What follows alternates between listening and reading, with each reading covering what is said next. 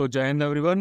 मेरा नाम है रोजिक तोमर और हम कवर कर रहे हैं weekly current affairs for CDS, NDA, CAPF, assistant commandant and AFCAT एस। ठीक है, बहुत हाईली कंसाइज और प्रिसाइज करंट अफेयर्स की सीरीज चल रही है। आप लोगों से हार्दिक आग्रह रहेगा कि आप लोग इसको कवर कीजिए ताकि इन एग्जाम्स में इन करंट अफेयर्स के साथ आप अच्छे से डील कर पाए, है ना। सरफेस लेवल के करंट अफेयर्स मत कीजिए, उससे ज़्यादा फर्क नहीं पड़ेगा। आपको थोड़े इन डेप्थ करंट अफेयर्स करने पड़ेंगे। ये सीरीज के साथ साथ फिर मैं दोबारा जो है करंट अफेयर्स के एमसीक्यूज की जो सीरीज है वो भी रिस्टार्ट कर दूंगा, तो फिर हम लोग उनको भी आप आराम से सॉल्व कर सकते हैं। ठीक है, please do let me know in the comments कि ये सीरीज आप लोगों को कैसी लग रही है एंड वीडियोस का एंगेजमेंट बढ़ाइए। अपने सीडीएस, एनडीए या बाकी की जो सर्कल्स है, बाकी की जो ग्रुप्स हैं उनमें इनको शेयर कीजिए, लाइक कीजिए, सब्सक्राइब कीजिए वगैरह वगैरह। चलो भाई, तो ये हमारा पार्ट 3 है। ठीक है, ऑलरेडी हम मई के 2 वीक्स के करंट अफेयर्स कर चुके हैं। अब हम करेंगे 12 से लेके 18 मई 2024 के करंट अफेयर्स। सबसे पहले आ जाता है armoured sailfin catfish has spread to 60% of water bodies of eastern Ghats, CCMB scientist की स्टडी ने ऐसा कहा है। ठीक है, अब भाई इसमें मेजर मुद्दा क्या आता है, ये हमारा एनवायरमेंट एंड इकोलॉजी का करंट अफेयर है। इसको कहा जाता है ASC, है ना, आर्मर्ड सेल्फिन कैटफिश, या फिर इसको एक और नाम से जाना जाता है, दैट इज राक्षसी। राक्षसी तो जानते होंगे आप किस तरीके से इसको लिखा जाता है ना, राक्षसी बोला जाता है, या फिर इसको डेविल फिश के नाम से भी जाना जाता है। ये इंडिया में इंट्रोड्यूस की गई थी अपने यूनिक अपीयरेंस की वजह से, और क्योंकि ये एल्गी की जो ग्रोथ होती है ना, एल्गल जो ग्रोथ होती है उसको कंटेन कर लेती है टैंक्स में, एक्वेरिया में, इसको साफ कर देती है। लेकिन इनकी जो संख्या है वो बहुत तेजी से बढ़ चुकी है। वैसे इसकी नेटिव प्लेस की बात की जाए तो वो तो आ जाती है साउथ अमेरिका, और ये सबसे बड़ी कैटफिश फैमिली को बिलोंग करती है। साइंटिस्ट ने इन्वायरमेंटल डीएनए अप्रोच को यूज किया है ताकि इस इन्वेजिव स्पीसीज का स्प्रेड को देखा जा सके। इन्वेजिव स्पीसीज वो स्पीसीज होती हैं जो अपनी प्रोपोर्शन से ज्यादा बढ़ जाती है संख्या में और बाकी सारी दूसरी स्पीसीज को डोमिनेट कर लेती। ठीक है, तो इन्वायरमेंटल डीएनए की बात कर रहे थे हम। ईडीएनए क्या होता है, ये आपका ऑर्गेनिज्म वाला डीएनए रहता है जो कि इन्वायरमेंट में रिलीज किया जाता है फ्रॉम द सेलुलर मटेरियल, जो कि ऑर्गेनिज्म के द्वारा शेड किया जाता है, लाइक स्किन के द्वारा, एक्सक्रीमेंट के द्वारा, एक्वेटिक या फिर टेरेस्ट्रियल इन्वायरमेंट। ठीक है, कन्वेंशनल मेथड से अलग ईडीएनए अप्रोच जो रहती है रिलायबल रहती है, एक्यूरेट रहती है, और इसको एक लो कॉस्ट लेवल पे किया जा सकता है। इन्वेजिव स्पीसीज की हम बात कर रहे थे, तो वाइल्ड लाइफ प्रोटेक्शन एक्ट 1972 के हिसाब से इन्वेजिव स्पीसीज हमारी नॉन नेटिव स्पीसीज होती है जो उस एरिया को बिलोंग नहीं करती हैं, जिनका इंट्रोडक्शन या जिनका फैलाव, स्प्रेड वाइल्ड लाइफ या उसके हैबिटेट के लिए एक खतरा होता है। ठीक है, इनके प्रेजेंस की वजह से जो फूड चेन्स हैं उनमें बहुत ज्यादा बदलाव आ सकता है। इकोलॉजिकल बैलेंस जो है वो आपका डिसरप्ट हो सकता है। नेटिव स्पीसीज के साथ इनका कंपटीशन होता है, कौन किसको डोमिनेट करेगा। ठीक है, रिसोर्सेज के लिए human health, food security, livelihoods को ये रिस्क मतलब डेवलप हो जाते हैं।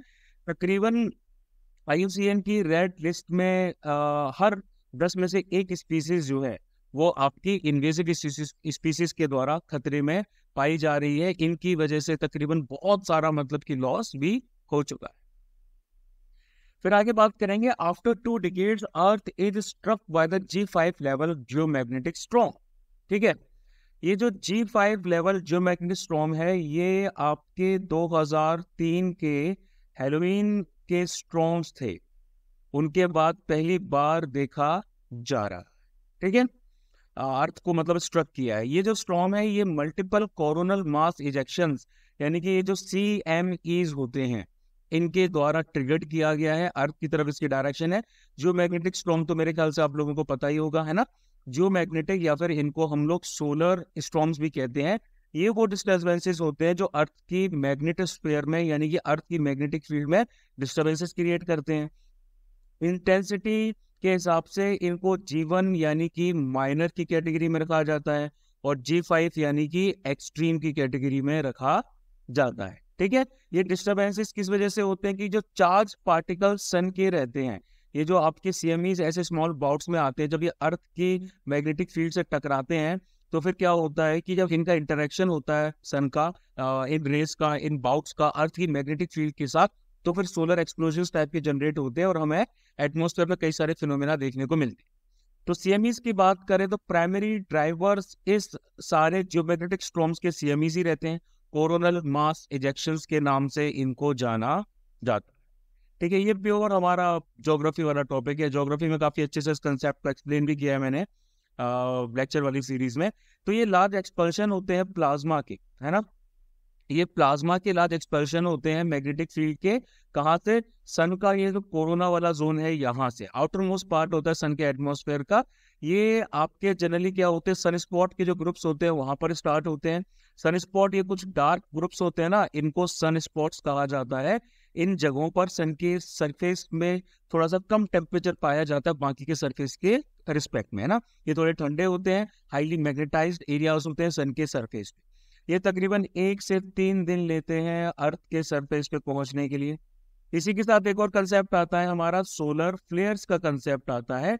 ये इंटेंस बर्स्ट होता है रेडिएशन का, जो कि सन स्पॉट्स के द्वारा जब मैग्नेटिक एनर्जी रिलीज की जाती है तब ये जनरेट होता है।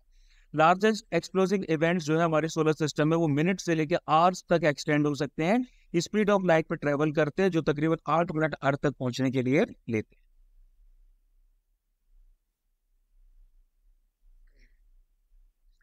आगे बात करेंगे, ISRO successfully conducts hot testing of 3D printed rocket engine. तो इसरो ने successfully hot testing liquid rocket engine की कर ली है। कौन सा इंजन है भाई? ये है PS4 इंजन, यानी कि PSLV की 4th स्टेज।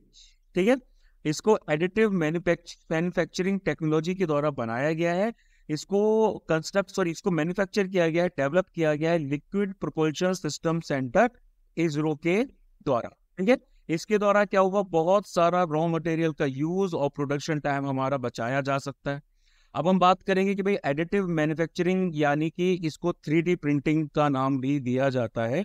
ये क्या होती है? यह हमारी वो टेक्नोलॉजी होती है जिसके द्वारा 3 डायमेंशनल ऑब्जेक्ट को एक डिजिटल 3D मॉडल से बनाया जाता है। मटेरियल पे लेयर बाय लेयर ऐड की जाती है।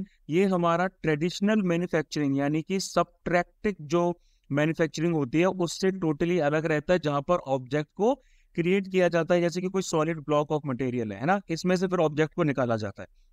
लेकिन 3D प्रिंटिंग या एडिटिव में क्या होता है कि भाई लेयर बाय लेयर आपकी ऑब्जेक्ट के ऊपर जोड़ी चली जाती है ना। तो एडिटिव मैन्युफैक्चरिंग मटेरियल्स में हमारे थर्मोप्लास्टिक्स, मेटल अलॉय, सेरामिक्स और bio materials like bio ink वगैरह आ जाते हैं। इनके बहुत सारे इम्प्लीमेंट्स भी होते हैं, एप्लीकेशंस भी होते हैं, हेल्थ केयर में, एरोस्पेस और डिफेंस में, इलेक्ट्रॉनिक्स में और बाकी सब जगह भी। फिर आगे बात करेंगे ultra process food consumption link to rise of early death. हमने पिछले लेक्चर में भी अल्ट्रा प्रोसेस फूड की बात की थी। तो एक 30 साल लंबी स्टडी जो है यूनाइटेड स्टेट्स में की गई और ये पाया गया कि अल्ट्रा प्रोसेस फूड के कंजप्शन जो किया जा रहा है उसके साथ साथ हायर रिस्क जुड़े हुए हैं अर्ली डेथ के, यानी कि लोग जल्दी मृत्यु को प्राप्त हो रहे हैं। ये जो रिस्क है, ये रिस्क जनरली उन प्रोडक्ट्स के साथ जुड़ा हुआ है जो रेडी टू ईट की कैटेगरी में आते हैं, यानी कि फ्रोजन रहते हैं और फिर आप उनको तुरंत पका के बना सकते हैं। रेडी टू ईट आ गए, ठीक है। शुगरी ड्रिंक्स आ गई आपकी, सोडा वगैरह, ठीक है।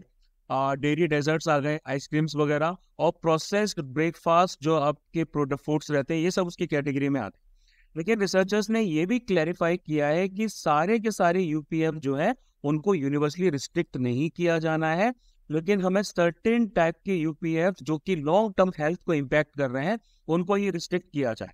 ठीक है, तो रिसर्चर्स ने अल्टरनेटिव हेल्थ ईटिंग इंडेक्स जो है 2010 उसको यूज किया है, उसके स्कोर को यूज किया है, ताकि ओवरऑल डाइटरी क्वालिटी कितनी होनी चाहिए ये डिटरमाइन करने के लिए। AHEI को Harvard school of public health ने डेवलप किया था। इसमें फूड्स को रेटिंग्स दी जाती हैं न्यूट्रिएंट्स के बेसिस पे, ठीक है। फूड्स और न्यूट्रिएंट्स की बेसिकली जो आपकी क्या बोलते हैं रेटिंग्स वगैरह होती है कि भाई किससे कितनी बीमारी हो सकती है, किस फूड के कंजप्शन से कौन सी क्रोनिक डिसीज हो सकती है, कितनी प्रोबेबिलिटी है, उसके बेसिस पे ये लोग क्या करते हैं, उस पर रेटिंग देते हैं। अब अगर हम यूपीएफ यानी कि अल्ट्रा प्रोसेस फूड की बात करें तो ये फूड प्रोडक्ट्स की वो कैटेगरी होती है जिसमें होती है बहुत तगड़े तरीके से एक्सटेंसिव प्रोसेसिंग, है ना। ये खाना आपका नेचुरल वे में नहीं होता, इसमें बहुत ज्यादा प्रोसेसिंग होती है, सिग्निफिकेंट अमाउंट ऑफ एडिटिव्स यानी कि प्रिजर्वेटिव्स, आर्टिफिशियल फ्लेवर्स और एमल्सिफायर्स जोड़े जाते हैं। इनमें फैट की क्वांटिटी बहुत हाई होती है, शुगर भी बहुत तेज होता है, सॉल्ट भी काफी ज्यादा होता है, यानी कि HFSS, high in fat, sugar and salt. ठीक है। विटामिन, प्रोटीन्स, फाइबर्स ये सब कम रहते हैं। इसमें आपके स्नैक्स और ये सोडास वगैरह आ जाते हैं। ठीक है। अगर यूपीएफ का कंजप्शन बहुत ज्यादा किया जाएगा तो बहुत सारे हेल्थ इश्यूज आ सकते हैं, like hypertension, renal failure, obesity, fatty liver disease, metabolic syndrome, cardiovascular diseases वगैरह वगैरह।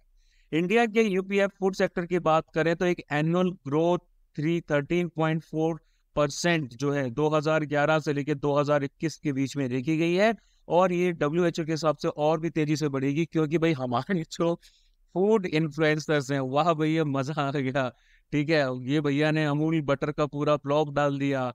अरे भाई मतलब कि इस तरह की जहां तक चीजें खाई जाएंगी, कंज्यूम की जाएंगी, चीजों पे एक्सपेरिमेंट किया जाएगा, है ना, बटर बटर बटर किया जाएगा, तो उससे और ज्यादा हार्म होगा। अब उसके बाद बात करते हैं sudden dust storm envelopes Delhi. मुझे याद है भाई, मैं नोएडा में था, बहुत तेज आंधी आई थी, लाइट बहुत तेज आंधी आई थी, पूरे घर के अंदर धूल धूल हो गई थी, फिर सफाई करनी पड़ी थी तगड़े तरीके से। तो दिल्ली और उसके आसपास के इलाकों में एक बहुत तेजी से सडन डस्ट स्टॉर्म जो आया, काफी तेजी से हवाएं चली, हल्की बहुत बारिश भी हुई। ये बेसिकली कुछ ऐसे फैक्टर्स का कॉम्बिनेशन था, जैसे कि इसमें आपका वेस्टर्न डिस्टर्बेंसेस, जिसने भाई क्लाइमेटोलॉजी पढ़ा होगा, क्लाइमेट एंड मॉनसून इंडिया पढ़ा होगा, उसको समझ में आ रहा होगा, है ना। वेस्टर्न डिस्टर्बेंसेस हैं, इसके साथ साथ में ईस्टर्नली विंड्स थी, प्लस हाई टेम्परेचर जो उस टाइम पे हो रहे थे, भाई बारिश हो ही नहीं रही थी, इसकी वजह से हुआ। इसकी वजह से हमारे क्या है, कन्वेक्टिव जो क्लाउड्स हैं उनका फॉर्मेशन हुआ, प्लस हाई विंड्स का, स्ट्रॉन्ग विंड्स का फॉर्मेशन।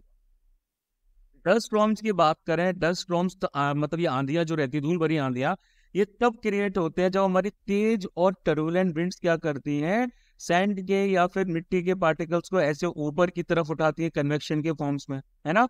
तो डस्ट स्टॉर्म जनरली हमारे थंडर स्टॉर्म्स के साथ ही एसोसिएटेड रहते हैं। थंडर स्टॉर्म्स में आपकी रेन प्लस लाइटनिंग यानी कि बिजली जो है, ये दोनों चमकती हैं, और generally arid and semi arid areas regions में अकर होते हैं। Northern Africa, Middle East, Central Asia, north India में काफी फ्रीक्वेंट पाए जाते हैं।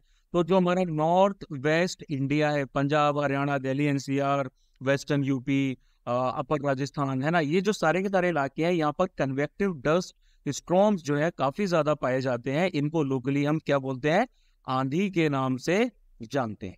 ठीक है। तो राजस्थान, हरियाणा, पंजाब, वेस्ट उत्तर प्रदेश, यहाँ पर फ्रीक्वेंसी बहुत हाई रहती है। अब अगर हम वेस्टर्न डिस्टर्बेंसेस की बात करें तो वेस्टर्न डिस्टर्बेंसेस आपके होते हैं एक्स्ट्रा ट्रॉपिकल स्टॉर्म्स, जो कि मेडिटेरियन रीजन से ऑरिजिनेट होते हैं और उसके बाद में इंडियन सबकॉन्टिनेंट की तरफ ट्रेवल करते हैं वेस्ट से।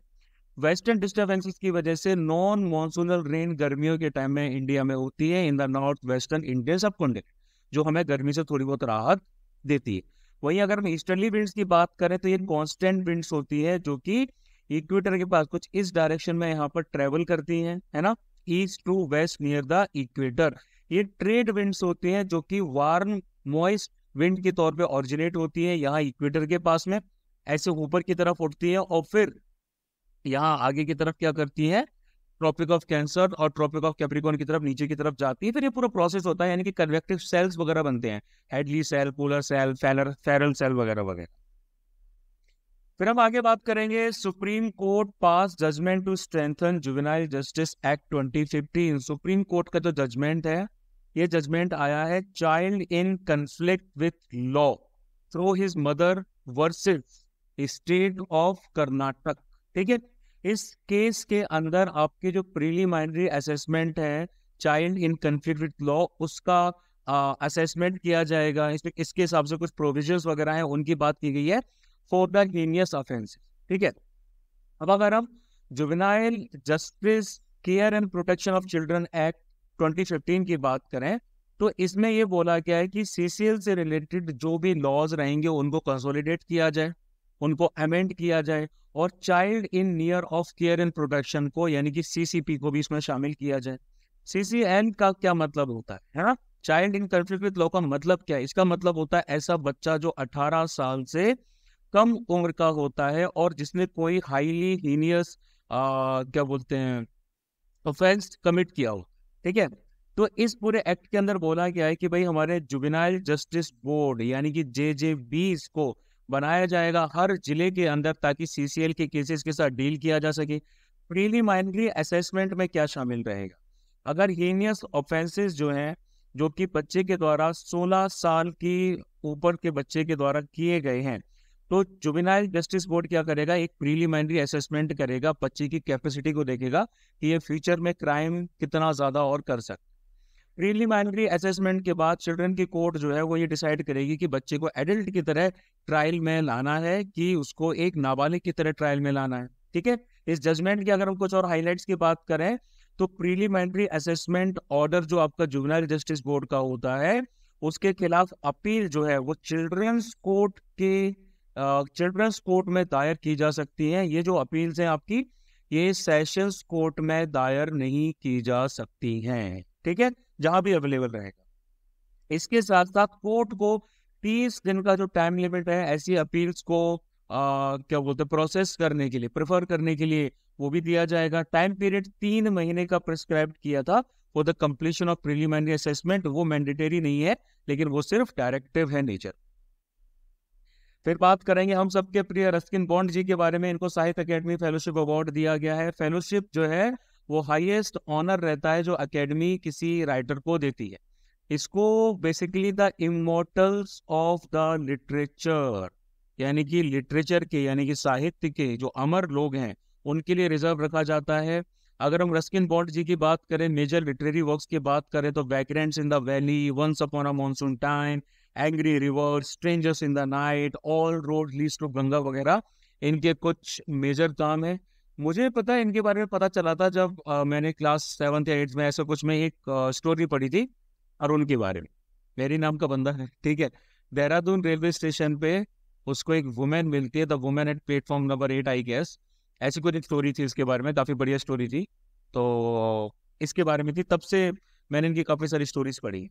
अब अगर हम साहित्य अकेडमी की बात करें तो 1954 में फॉर्मली इनॉग्रेट किया गया। सोसाइटीज रजिस्ट्रेशन एक्ट 1860 के अंडर में ये लोग रजिस्टर्ड है। एक ऑटोनोमस बॉडी आ जाती है जो अपने हिसाब से काम करती है अंडर मिनिस्ट्री ऑफ कल्चर। ठीक है, लिटरेरी एक्टिविटीज तकरीबन 24 लैंग्वेजेस में ये कंडक्ट करती है। इसमें 22 तो हमारी शेड्यूल्ड लैंग्वेजेस आ जाती हैं और उसके बाद इंग्लिश एंड राजस्थानी को भी इंक्लूड किया जाता है। साहित्य अकेडमी अवार्ड, भाषा सम्मान, ये सब कुछ अवार्ड्स इनके द्वारा दिए जाते हैं। फिर बात करेंगे Kaziranga national park collected the highest revenue in its 50-year history. Kaziranga national park की बात करेंगे तो ये कौन कौन से रीजन में आता है? ये आता है आपका गोलाघाट, ठीक है, गोलाघाट और नौगांव जो डिस्ट्रिक्ट्स हैं असम की, और ये आपकी ईस्टर्न हिमालयाज की कैटेगरी में आ जाता है, इसी विसिनिटी में आ जाता है। यहाँ पर आपकी ब्रह्मपुत्रा रिवर जो है वो आपकी नॉर्थ में फ्लो करती है ना। और यहाँ की तरफ देखेंगे तो भाई यहाँ पर हमारे करबी एंगलोंग जो प्लेट्यू है या फिर करबी एंगलोंग जो हिल्स हैं वो साउथ में आ जाते हैं। यूनेस्को का रिकॉग्निशन भी दिया गया है, इसको एक यूनेस्को वर्ल्ड हेरिटेज साइट घोषित किया जा चुका है इन 1985। वेट एलुवियल ग्रासलैंड्स हैं यहाँ पर, डेसिडियस से लेके सेमी एवरग्रीन वुडलैंड्स फैले हुए हैं। फ्लोरा की बात की जाए तो यहाँ पर एलिफेंट ग्रास जो है वो पाई जाती है, कुंभी जल कुंभी होती है ना वो भी पाई जाती है, इंडियन गूसबेरी वगैरह, और वन हॉर्न राइनोसेरस यानी कि जो गेंडा हाथी जिसको हम बोलते हैं, वर्ल्ड की लार्जेस्ट पॉपुलेशन यहाँ पर पाई जाती है। Wild Asiatic water buffaloes, swamp deer, hog deer और गंगा रिवर वाली डॉल्फिन भी यहाँ पर पाई जाती।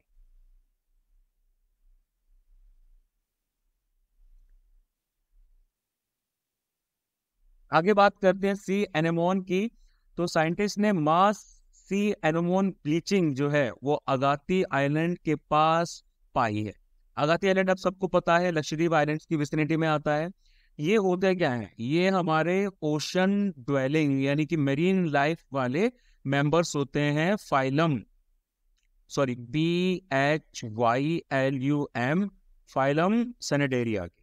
ठीक है, ये उनके मेंबर्स होते हैं। सी एनिमल्स प्रेडेटरी एनिमल्स होते हैं, ये प्रेडेटर्स की कैटेगरी में आते हैं। कल मैं प्रेडेटर नाम की मूवी ही देख रहा था, ठीक है, ये प्रेडेटर्स की कैटेगरी में आते हैं। और इनकी जो ज्यादातर स्पीसीज होती है वो कोस्टल ट्रॉपिकल वाटर्स में पाई जाती है, यानी कि ट्रॉपिकल एरियाज के जितने भी कोस्टल इलाके होते हैं वहां पर ही ज्यादातर देखे जाते हैं। कोरल्स की तरह सी एनिमल्स क्या करते हैं, सिम्बायोटिक रिलेशनशिप बनाते हैं ग्रीन एल्गी के साथ में, कुछ तुम मुझे दो कुछ मैं तुम्हें दूं, इस तरीके से, ठीक है। अब सी सरफेस की जो टेम्परेचर है वो बढ़ते चले जा रहे हैं, इसकी वजह से इस रिलेशनशिप में डिसरप्शन आ रहा है, इसकी वजह से ब्लीचिंग हो रही है ना। इनका जो एक सिम्बायोटिक रिलेशन है वो क्लाउन फिश के साथ भी पाया जाता है। क्लाउन फिश को प्रोटेक्ट किया जाता है, एनोमेस के कुछ इस तरीके के ये जो टेंटिकल्स निकले जाते हैं ना, इसके द्वारा ये क्या करते हैं, क्लाउन फिश को बचाते हैं, ठीक है। और क्लाउन फिश के जो मील से फूड है वो भी ये कुछ इस तरीके से वहां से निकालते हैं, ठीक है। तो ये पूरा एक बायोकेमिकल रोल हमारे कुछ बेंथिक इकोसिस्टम्स होते हैं उनमें प्ले कर। फिर एक सिंपल सा करंट अफेयर है कि 7th एडिशन हमारा एक्सरसाइज शक्ति का कंडक्ट किया जा रहा है। एक जॉइंट मिलिट्री एक्सरसाइज है बिटवीन इंडिया एंड फ्रांस, ठीक है, ये मेघालय में कंडक्ट की गई। फिर एक famous personality Asaf Ali 1888 to 1953 birth anniversary उनकी सेलिब्रेट की गई। He was a lawyer, freedom fighter, पहले एम्बेसडर थे इंडिपेंडेंट इंडिया के जो यूनाइटेड स्टेट्स के लिए।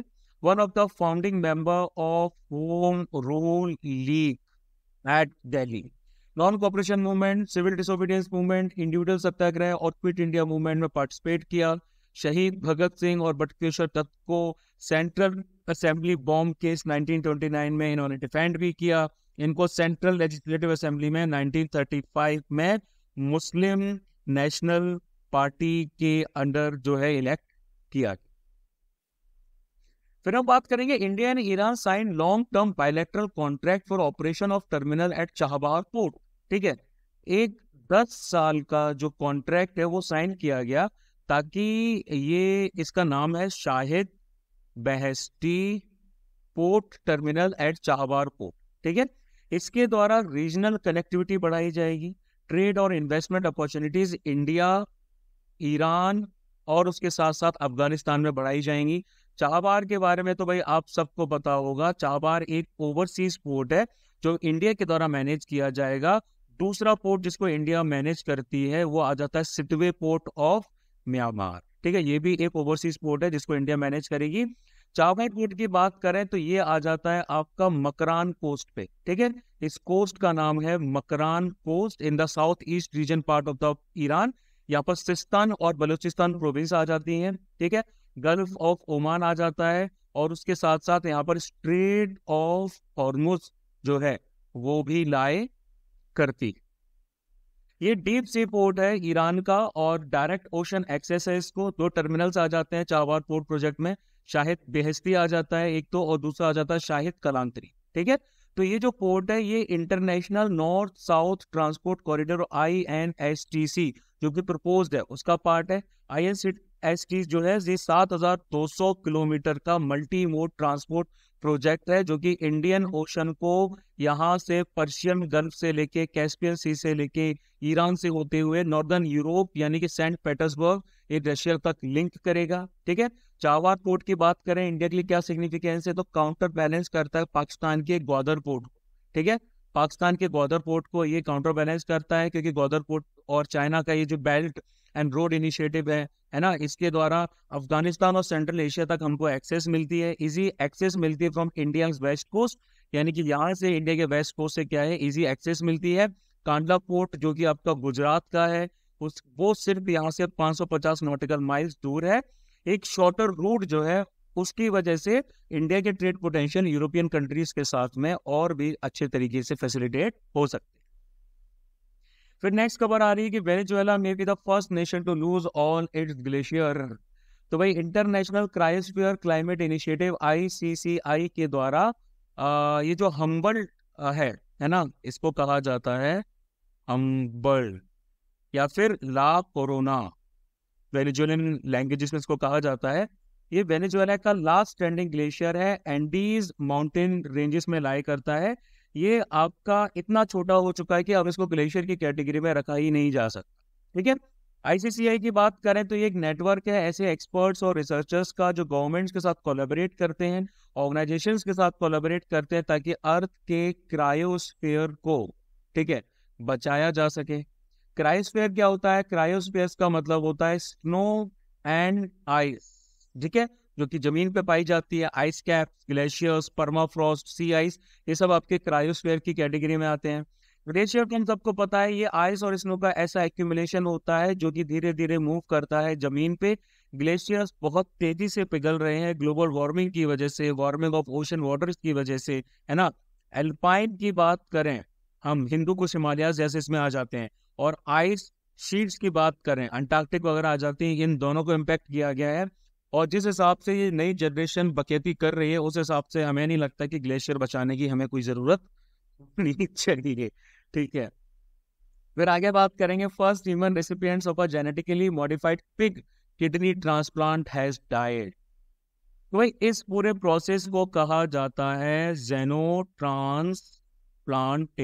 इसको मैंने करंट अफेयर्स में शामिल किया था पहले भी, एमसीक्यूज में भी और करंट अफेयर्स में भी।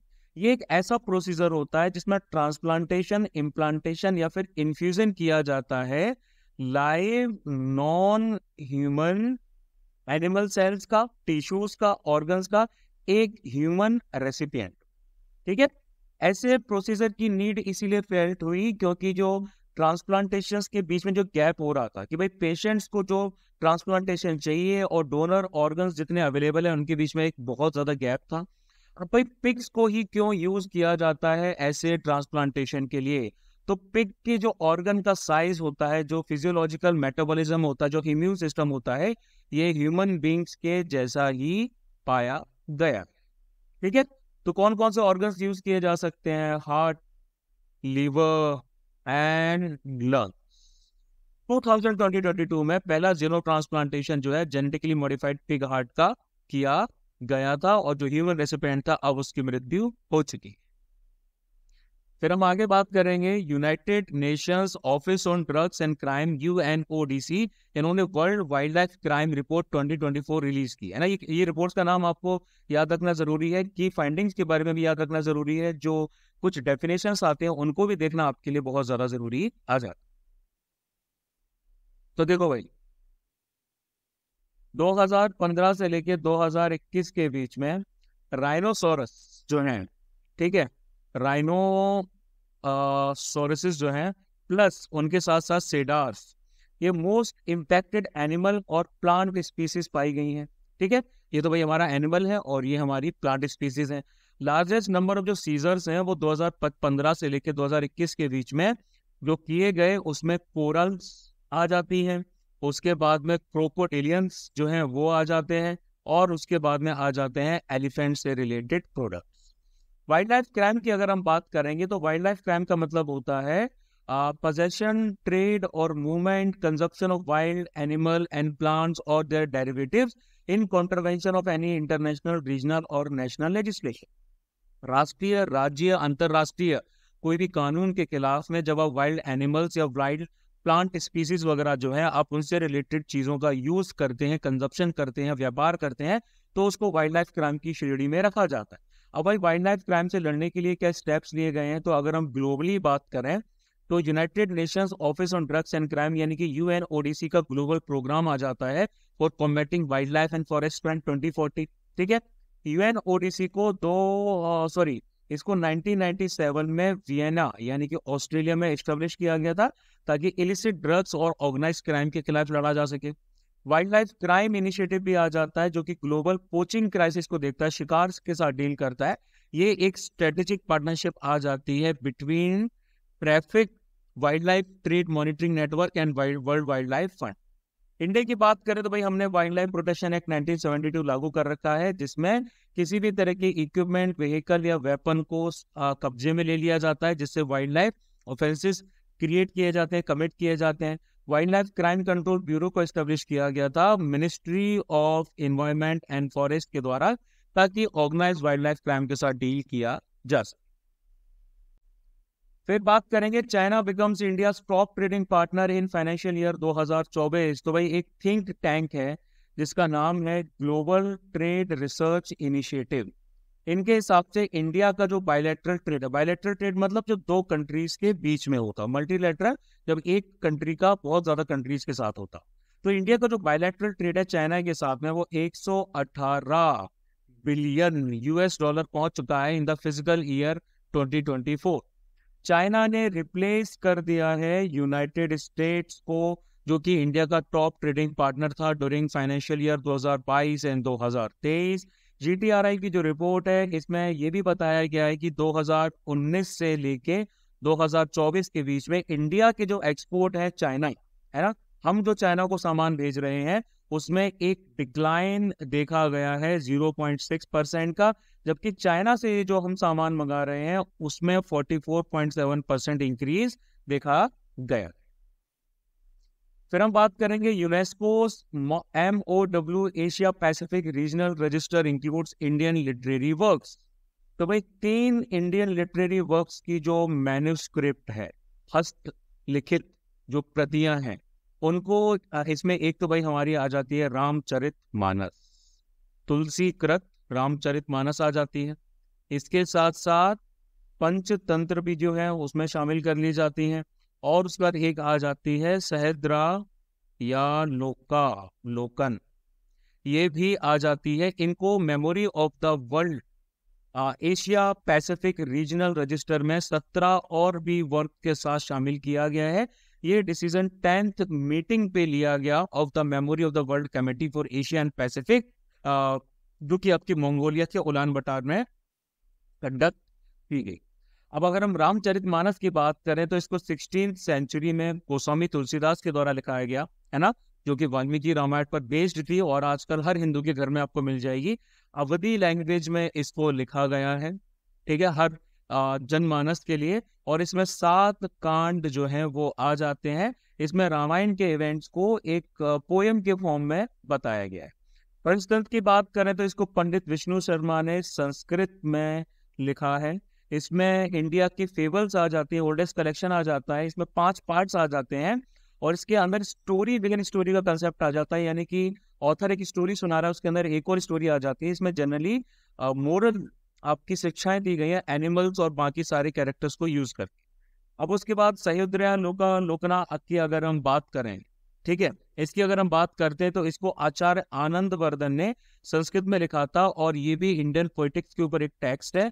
इसके अंदर फिलोसफर जो हमारे आ जाते हैं अभिनव गुप्त, ठीक है, जिन्होंने कश्मीर सैविज्म को, शैव पंथ को बढ़ाने में इंपॉर्टेंट रोल प्ले किया। ये हमारा CDS 1 2024 का क्वेश्चन था, ठीक है, उन्होंने कमेंट्री भी लिखी है। अब अगर हम MOW प्रोग्राम की बात करें तो उसको 1992 में लॉन्च किया गया था। 3 रजिस्टर्स आ जाते हैं इसमें, एक तो आ जाता है इंटरनेशनल, एक आ जाता है रीजनल और एक आ जाता है नेशनल, ठीक है। इंटरनेशनल रजिस्टर में 7 इंडियन एंट्रीज शामिल हैं। इसमें तमिल मेडिकल मैन्युस्क्रिप्ट कलेक्शन है, सैव मैन्युस्क्रिप्ट, ऋग्वेदा वगैरह वगैरह इसमें शामिल आ जाती है। चलो अब आगे बात करेंगे लेपर्ड कैट की। तो लेपर्ड कैट जो है इसका साइंटिफिक नाम जो है वो है एक सेकेंड नहीं प्रायोनाइनरस, हाँ, प्रायोनाइनरस बंगाल एसिस, ये इसका साइंटिफिक नाम है। इसको महाराष्ट्र के पेंच टाइगर रिजर्व में पहली बार देखा गया है। फॉरेस्ट ड्वेलिंग कैट है, यानी कि जंगलों में रहती है और ये एक फैमिली को बिलोंग करती है जिसको फेलिडाई कहा जाता है, जो कि अपनी लेपर्ड लाइक कलरिंग की वजह से जानी जाती है, यानी कि लेपर्ड की तरह दिखती है। ये पूरे इंडिया में मिलती है, तकरीबन साउथ ईस्ट एशिया और उसके आसपास के आइलैंड में। कैरेक्टरिस्टिक्स की बात करें तो इसका जो कोट है वो येलोइश या फिर रेडिश ब्राउन टाइप का रहता है, जबकि नीचे से देखा जाए तो व्हाइट कलर आपको दिखेगा, हैवीली मार्क्ड रहती है, डार्क स्पॉट्स और स्ट्रीक्स वगैरह। ये एक नॉक्चुरल एलिमेंट है, यानी कि ये रात में विचरण करती है, निशाचर की कैटेगरी में आ जाती है। हैबिटेट की बात करें तो ट्रॉपिकल रेन फॉरेस्ट से लेके टेम्परेट ब्रॉड लीफ फॉरेस्ट आ जाते हैं। कॉनीफेरस फॉरेस्ट भी में भी ये मिलेगी आपको, श्रब फॉरेस्ट में, ग्रासलैंड्स में भी मिलेगी। IUCN ने इसको लीस्ट कंसर्न की श्रेणी में डाला है, मतलब कि उनको कोई फर्क नहीं पड़ रहा है इससे। उनका कहना है कि ये कोई खतरे वाली कैटेगरी में नहीं आती है। साइट्स ने अपेंडिक्स 1 में और वाइल्ड लाइफ प्रोटेक्शन एक्ट 1972 ने शेड्यूल 1 में इसको डाला हुआ है। फिर आगे बात करते हैं, state bank of India has become the first trading come clearing member eight IIBX। ठीक है, तो GIFT यानी कि gift international financial services centre, ये जो है गिफ्ट IFSC पे आपका IIBX को बेसिकली क्या बोलते हैं स्टेब्लिश किया गया। ठीक है, 2022 में गुजरात गांधीनगर में। इसको रेगुलेट किया जाता है IFSC के द्वारा, ये रेगुलेटेड अथॉरिटी है इसकी, IFSC बोला जाता है इसको। ये इंडिया के लीडिंग मार्केट इंफ्रास्ट्रक्चर इंस्टीट्यूशंस के द्वारा प्रमोट किया जा रहा है, लाइक नेशनल स्टॉक एक्सचेंज हो गया, multi commodity exchange of India वगैरह वगैरह हो गया। यानी कि इसका सीधा सा काम है कि इंडिया का जो बुलियन है इंटरनेशनल, उसको इंडिया में इंपोर्ट करने के लिए यहीं से होके सब कुछ जाता है। ठीक है, ये world class bullion exchange ecosystem provide करता है। इसमें बुलियन ट्रेडिंग, इन्वेस्टमेंट इन बुलियन फाइनेंशियल प्रोडक्ट्स और वॉल्टिंग फैसिलिटीज IFCs में दी जाती हैं। बुलियन का मतलब क्या होता है? Physical gold. ठीक है, ये होता है फिजिकल गोल्ड या सिल्वर हाई प्योरिटी वाला, जिसको जनरली बार्स, इनगॉट्स या फिर कॉइन्स के फॉर्म में रखा जाता है। फिर हम बात करेंगे सेमल ट्रीज की। इनको सिल्क कॉटन ट्रीज कहा जाता है। सेमल ट्रीज साउथ राजस्थान से आपके धीरे धीरे कम खत्म होते जा रहे हैं। इससे फॉरेस्ट और बाकी के लोगों पे एडवर्स इम्पैक्ट पड़ रहे हैं। ये एक डेसिडियस ट्री की कैटेगरी में आ जाता है। इसको इसके क्रिम्सन रेड फ्लावर्स की वजह से जाना जाता है। ठीक है, लाल कलर के फ्लावर्स होते हैं, ब्लड रेड कलर के फ्लावर्स होते हैं इसके। आयुर्वेदिक मेडिसिन जो है वो इसके इस पूरे पेड़ के हर हिस्से से बनाई जा सकती हैं। जैसे कि इसके रूट्स का यूज किया जाता है डायबिटीज के ट्रीटमेंट के लिए। ठीक है, बहुत सारी ट्राइबल कम्युनिटीज इसकी पूजा भी करती हैं इन राजस्थान एंड मध्य प्रदेश। यहाँ से आपको एडिबल ऑयल, जिनका जनरली यूज सोप्स वगैरह के लिए भी, मतलब कि इसके अलग अलग पार्ट्स को यूज किया जा सकता है। फिर हम बात करेंगे कीलिंग कर्व की। तो ग्लोबल एवरेज कंसंट्रेशन जो कार्बन डाइऑक्साइड का है मार्च 2022 में था 4.7 ppm पार्ट्स पर मिलियन। ये आपका मार्च 2023 के रिस्पेक्ट की ज्यादा था। इससे पता चल रहा है कि कीलिंग कर्व जो है उसमें एक स्पाइक देखा जा रहा है। ठीक है, ये लार्जेस्ट एवर रिकॉर्डेड लीप है CO2 कंसंट्रेशन में एट 425.22 ppm। देखो भाई, कीलिंग कर्व क्या है? ये एटमॉस्फेरिक CO2 का रिकॉर्ड रखा जाता है मौना लोआ ऑब्जर्वेटरी के द्वारा सिंस 1958 से रिकॉर्ड रखा जा रहा है। MLO जो हमारा है, मौना लोआ ऑब्जर्वेटरी, एक ऐसा स्टेशन है जो कि एटमॉस्फेयर के एलिमेंट को मेजर करता है, जिसकी वजह से क्लाइमेट चेंज होता है ना। और ये सिचुएटेड है ऑन द लोआ, जो कि वर्ल्ड का लार्जेस्ट एक्टिव वॉल्केनो है। इसका नाम डॉक्टर चार्ल्स डेविड कीलिंग के नाम पर रखा गया। फिर हम बात करेंगे क्रोएशिया, जिसकी कैपिटल है जाग्रेब। तो भाई, क्रोएशियन प्राइम मिनिस्टर जो एग्जिस्टिंग क्रोएशियन प्राइम मिनिस्टर है, उन्होंने थर्ड कंसेक्यूटिव टाइम जो है अपनी फिर से इस ऑफिस में एंटर किया है। क्रोएशिया आपका आ जाता है साउथ ईस्टर्न यूरोप में लाई करता है, और ये बाल्कन पेनिनसुला का एक पार्ट आ जाता है। ठीक है, बाल्कन पेनिनसुला का पार्ट है ये। इसके आसपास अगर आप देखेंगे तो इसके नॉर्थ में हंगरी दिखेगा आपको, और उसके साथ साथ स्लोवेनिया दिखेगा। सर्बिया जो है इसकी ईस्ट में मिलेगा आपको, और उसके साथ साथ बोस्निया और हर्गोविना जो है, जो कि इसके साउथ और ईस्ट में आ जाते हैं। और यहाँ के लोगों को क्रोएशिया वालों ने तैरने से मना कर दिया है, क्योंकि कोस्ट लाइन पे उनको बस थोड़ा सा इलाका दिया है तैरने के लिए, बाकी सारे बीचेस पे क्रोएशिया का कब्जा है। ठीक है, एड्रियाटिक सी जो है वो इसके वेस्ट में आ जाता है। मेजर माउंटेन रेंजेस की बात करेंगे तो यहाँ पर आ जाती हैं दिनारिक एल्प्स। ठीक है, यहाँ पर आपके कास्ट रीजन पाए जाते हैं, जिनको हम कास्ट टोपोग्राफी के नाम से जानते हैं। वो आपका यहीं से आया है। ठीक है, हाईएस्ट पॉइंट जैसे मैंने आपको बताया वो है इनका दिनारा। मेजर रिवर्स में है सवा एंड द्रवा। फिर हम बात करते हैं soaring land prices, grabs and carbon schemes driving land inequality. जमीन के संतुलन में गड़बड़ी आ रही है, किसी के पास कम है, किसी के पास ज्यादा है। इसके रीजंस क्या हैं? तो एक रिपोर्ट आई है, रिपोर्ट का नाम है लैंड स्क्वीज। ठीक है, ये रिलीज की गई है एक इंटरनेशनल पैनल ऑफ एक्सपर्ट्स के द्वारा on sustainable food system, IPES food नाम से। इसके द्वारा अनप्रेसिडेंटेड प्रेशर्स जो ग्लोबल फार्मलैंड पे आ रही हैं, जिसको लैंड स्क्वीज कहा जा रहा है, उनका कहना है कि भाई ये बहुत तेजी से बढ़ रहे हैं और कन्वर्ज हो रहे हैं। अगर हम लैंड एक्सक्यूज के डायमेंशंस की तरफ इंडिया में बात करें तो भाई हमारे यहाँ जो लैंड का डिग्रेडेशन है, ठीक है, लैंड का डिग्रेडेशन प्लस डेजर्टिफिकेशन, मतलब कितनी तेजी से भाई लैंड जो है वो यूज में नहीं रह रहा है, वो रेत में तब्दील होता जा रहा है, डेजर्ट में तब्दील होता जा रहा है या डिग्रेड कर रहा है। तो ऐसा बोला जा रहा है कि 70% हमारा जो एरेबल लैंड है जहां पर हम सिंचाई कर सकते थे वो लैंड डिग्रेडेशन के अंडरगो जा रहा है, यानी कि उसमें लैंड डिग्रेडेशन हो सकता है, उसकी फर्टिलिटी में कमी है। लैंड कंसंट्रेशन की बात करें तो टॉप 10% जो लैंड ओनर्स जो है वो 45% खेत उनके कब्जे में है। लैंड फ्रेगमेंटेशन की बात करें तो एवरेज एग्रीकल्चर होल्डिंग जो इंडिया में है 1.08 हेक्टेयर आ जाती है, यानी कि पर पर्सन के हिसाब से एवरेज के तौर पे देखा जाए तो फिर एक इंसान के हिस्से में 1 हेक्टेयर की जमीन आती है।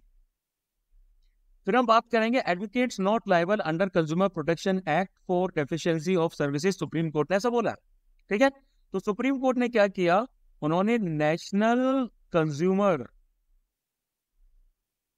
मैं इसलिए शॉर्ट फॉर्म लिख देता हूँ यार क्योंकि वो पूरा बड़ा लिखना में टाइम लग जाता है, डिस्प्यूट रिट 2007 जो है उनके फैसले को ओवररूल्ड कर दिया, ठीक है, इनके फैसले को उन्होंने ओवररूल्ड कर दिया है, जिसमें उन्होंने ये कि जो रूल्ड सर्विसेज रहती हैं जो लॉयर्स के द्वारा दी जाती हैं उसको CPA 1986 के दायरे में रखा जाएगा, जिसको 2019 में दोबारा से रीएनेक्ट कर दिया गया था। यानी कि प्रोफेशनल्स को आपका दूसरे लोगों से अलग रखना पड़ेगा जो बिजनेसेस कंडक्ट करते हैं, प्रोफेशनल्स को आपको व्यापारियों से अलग रखना पड़ेगा, ट्रेड से अलग रखना पड़ेगा, जो कि CPA के पर्वी में नहीं लाए जाएंगे, ठीक है। बेंच ने CGI के लिए ये भी रिक्वेस्ट भेजी कि वो BP शांतना केस जो है 1995 का, इसको रिविजिट करें, इसके अंदर जो जजमेंट है उसको रिविजिट करें। उसमें ये बोला गया था कि डॉक्टर्स और मेडिकल प्रोफेशनल्स जो हैं उनको CPA के अंडर में लायबल यानी कि रिस्पॉन्सिबल घोषित किया जा सकता है। CPA की बात करें तो 1986 में इसको इनेक्ट किया गया था ताकि कंज्यूमर्स के हितों की रक्षा बेटर तरीके से हो सके। कंज्यूमर प्रोटेक्शन काउंसिल्स की स्टैब्लिशमेंट की गई ताकि कंज्यूमर डिस्प्यूट्स को सुलझाया जा सके। फिर उसके बाद CPA हमारा आ जाता है 2019, जिसने CPA 1986 को रिप्लेस किया और कंज्यूमर प्रोटेक्शंस के प्रोविजंस को और ज्यादा मजबूत किया, ठीक है। 2019 की अगर हम फीचर्स की बात करते हैं तो उसमें कुछ मेजर चीजें आ जाती हैं, यानी कि इसमें सबसे पहले तो कंज्यूमर की डेफिनेशन को और ज्यादा ब्रॉड किया गया। इसमें उन सारे लोगों को इंक्लूड किया गया जो किसी भी तरह के गुड्स को खरीदते हैं, है ना, सर्विसेज को खरीदते हैं, इलेक्ट्रॉनिक माध्यम से खरीदते हैं, उनको भी कंज्यूमर की श्रेणी में डाला गया। फिर इसके अंदर आपका सेंट्रल कंज्यूमर प्रोटेक्शन अथॉरिटी के इस्टेब्लिशमेंट की बात भी की गई, एक सेंट्रल अथॉरिटी जो कि प्रमोट, प्रोटेक्ट और इन्फोर्स करेगी कंज्यूमर राइट्स को। फिर इसके साथ साथ डिस्प्यूट रिड्रेसल मैकेनिज्म को स्ट्रीमलाइन करने की भी इसमें बात कही गई, यानी कि मेडिएशन कराया जाए, ठीक है। और अल्टरनेटिव डिस्प्यूट रिजोल्यूशन मैकेनिज्म जो है, जिनको ADR कहा जाता है, और प्लस फाइलिंग जो है वो कंप्लेंट्स की जा सकती है। प्रोडक्ट लायबिलिटी एक्शन की बात भी कही गई है कि जो सामान बनाते हैं यानी कि जो मैन्युफैक्चरर्स, ठीक है, मैन्युफैक्चरर, सर्विस प्रोवाइडर्स वगैरह, उनके ऊपर प्रोडक्ट लायबिलिटी एक्शंस भी लिए जा सकते हैं अगर उनका प्रोडक्ट फॉल्टी होता है तो। और इसके साथ साथ ये भी बोला है कि अनफेयर ट्रेड प्रैक्टिसेस को ई-कॉमर्स और डायरेक्ट सेलिंग सेक्टर्स में रोकने के लिए कुछ स्पेसिफिक मेजर्स भी अपनाए जाने चाहिए। फिर हम आगे बात करेंगे 5-year review of India's merchandise report, trade report. इस रिपोर्ट को अगेन रिलीज किया गया है GTRI यानी कि ग्लोबल ट्रेड रिसर्च इनिशिएटिव के द्वारा, और इसमें इंटरनेशनल डिसरप्शंस और जो डोमेस्टिक हर्डल्स होती हैं प्लस जो मार्केट शिफ्ट होते हैं ट्रेड परफॉर्मेंसेस में, उनका क्या इम्पैक्ट पड़ता है उसका असेसमेंट किया गया। प्लस इसमें फ्री ट्रेड एग्रीमेंट जो रहते हैं उनके इम्पैक्ट को भी देखा गया है, जो कि इंडिया की ग्लोबल ट्रेड डायनेमिक्स पे क्या इम्पैक्ट डालते हैं। अब अगर हम FTAs की बात करें तो ये ट्रीटीज 2 या फिर 2 से ज्यादा कंट्रीज के बीच में ट्रीटीज बनाई जाती है, जिसके द्वारा सर्टेन बैरियर्स ट्रेड और इन्वेस्टमेंट पे ये लोग हटाते हैं, है ना, ज्यादा मजबूत स्ट्रॉन्गर ट्रेड और कमर्शियल टाइज बनाते हैं पार्टिसिपेटिंग कंट्रीज में, कि भाई मैं तुम्हारे पास ऊपर से जो तुम्हारे प्रोडक्ट्स आ रहे हैं उन पे से इंपोर्ट के ड्यूटीज हटा लूंगा, एक्सपोर्ट की ड्यूटीज हटा लूंगा, इस तरह की चीजें मतलब आपकी इसमें डाली जाती है, ठीक है। इसमें हमारे गुड्स भी आ जाते हैं, सर्विसेज जो हैं उनको भी काउंट कर लिया जाता है, आईपीआर भी आजकल इसमें शामिल हो चुके हैं। अब इस रिपोर्ट की जो की फाइंडिंग्स थी इंडिया के फ्री ट्रेड एग्रीमेंट्स पे क्या थी, तो इंडिया का जो मर्चेंडाइज इंपोर्ट है एफटीए पार्टनर से वो 38% तक ग्रो कर गया है, जबकि हमारे एक्सपोर्ट तो है वो सिर्फ 14.5% ही ग्रो किया है। आसियान ग्रुप के साथ में जो हमारे एफटीए हुए थे 2010 में, उसमें भी इंपोर्ट जो है वो काफी तेजी से बढ़े हैं as compared to exports. Overall India की रैंक 17th आ जाती है ग्लोबली मर्चेंडाइज एक्सपोर्ट में, जबकि हमारी रैंक 8th आ जाती है मर्चेंडाइज इंपोर्ट में। भेजने के मामले में 17th रैंक है, मंगाने के मामले में अब 8th रैंक पे आ रहे हैं। अब इंडिया के एफटीएस के साथ इश्यूज क्या है, तो सबसे पहला आ जाता है लोअर एफटीए यूटिलाइजेशन। इंडिया का जो एफटीए यूटिलाइजेशन है वो तकरीबन 25% तक रहता है, जो कि काफी लो माना जाता है। डेवलप्ड कंट्रीज का 70 से 80% तक होता है, वो इतना यूज कर लेती है। हायर कंप्लाइंस कॉस्ट आ जाती है भाई, कॉम्प्लेक्स सर्टिफिकेशन प्रोसेस और रूल्स ऑफ ओरिजिन की वजह से भी काफी दिक्कतें आती हैं। नॉन ट्रैफिक बैरियर्स आ जाते हैं, एनटीवीज। आपके जो स्ट्रिंजेंट स्टैंडर्ड्स हैं, सैनिटरी और साइटो सैनिटरी मेजर्स आ जाते हैं, टेक्निकल बैरियर्स आ जाते हैं, वो कुछ पार्टनर कंट्रीज जैसे कि जापान और यूरोपियन कंट्रीज वगैरह लगा देती हैं, जिसकी वजह से हमारे जो लोअर स्टैंडर्ड वाले सामान है वो वहां नहीं पहुंच पाते। ठीक है, लिमिटेड अवेयरनेस, इनएडिक्वेट प्रमोशन और आउटरीच एक्टिविटीज एफटीएस के बारे में नहीं है, जिसके द्वारा बेनिफिट प्रॉपर नहीं मिल पाता। फिर चलो बात करते हैं गांधरी की। GANHRI deferred accreditation of the national human rights commission India, second year in a row, ये हम पहले भी पढ़ चुके हैं। एनएचआरसी का जो ए स्टेटस है, ठीक है, उसको तकरीबन 2 बार पहले डिफर किया जा चुका है 2016 में, लेकिन इसको 2017 में आपका रिस्टोर कर दिया गया था। एनएचआरसी को ए के द्वारा एक्रेडिट किया गया था global alliance of national human rights institution गांधी के द्वारा since the beginning of the accreditation process for NHRIs in 1999। 1999 में सारे देशों के जो नेशनल ह्यूमन राइट्स कमीशन होते हैं ना, इंस्टीट्यूशंस होते हैं, उनको एक्रेडिट किया जाता है गांधरी के द्वारा अगर वो सर्टेन स्टैंडर्ड्स को फॉलो करते हैं तो। लेकिन इंडिया का दूसरी बार रिजेक्ट कर दिया गया है। ये जो डिफरमेंट है, इससे इंडिया की जो एबिलिटी आ जाती है ह्यूमन राइट काउंसिल में वोट करने की और United nation general assembly bodies में वोट करने की, वो काफी हद तक उस पर इम्पैक्ट पड़ता है। ठीक है, गांधरी की अगर हम बात करते हैं तो इसको international coordinating committee of institutions for the promotion and protection of human rights के तौर पे 1993 में एस्टेब्लिश किया गया था। 2016 में इसको GANHRI वाला रीनेम किया गया। 120 मेंबर्स हैं, इंडिया भी मेंबर आ जाता है। ये किसी भी नेशनल ह्यूमन राइट्स इंस्टीट्यूशन को ए स्टेटस प्रदान करता है, यानी कि जो कि फुल कंप्लायंस में आ जाता है। ठीक है, बी स्टेटस दिया जाता है पार्शियल कंप्लायंस को। ठीक है, कि भाई ये पेरिस प्रिंसिपल्स को कितना ज्यादा फॉलो करते हैं उसके बेसिस पे। पेरिस प्रिंसिपल्स का मतलब होता है इंटरनेशनली एग्रीड मिनिमम स्टैंडर्ड्स, जो कि नेशनल ह्यूमन राइट्स इंस्टीट्यूशंस को फॉलो करने हैं अगर उनको अपनी क्रेडिबिलिटी साबित करनी है, उनको ये बताना है कि वो फुली इंडिपेंडेंट है या नहीं। ठीक है, अब इंडिया को एक्रेडिटेशन क्यों नहीं मिल रहा है, तो भाई सीधी सी बात है कि ह्यूमन राइट्स वायलेशन के इन्वेस्टिगेशन के केसेस में पुलिस का ओवर एंगेजमेंट हो रहा है।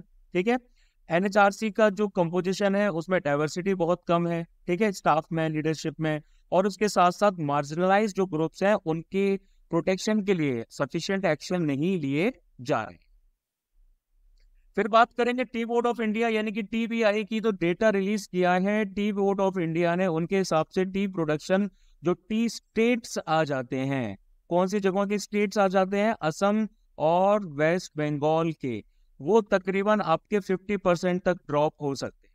ठीक है, टी बोर्ड ऑफ इंडिया की बात करें तो ये एक स्टैट्यूटरी बॉडी है जिसको 1954 में टी एक्ट 1953 के अंडर में इसको सेटअप किया गया। मिनिस्ट्री ऑफ कॉमर्स के अंडर में ये काम करते हैं। इनका हेडक्वार्टर है कोलकाता। ओवरसीज ऑफिस इनके लंदन, दुबई और मॉस्को में है।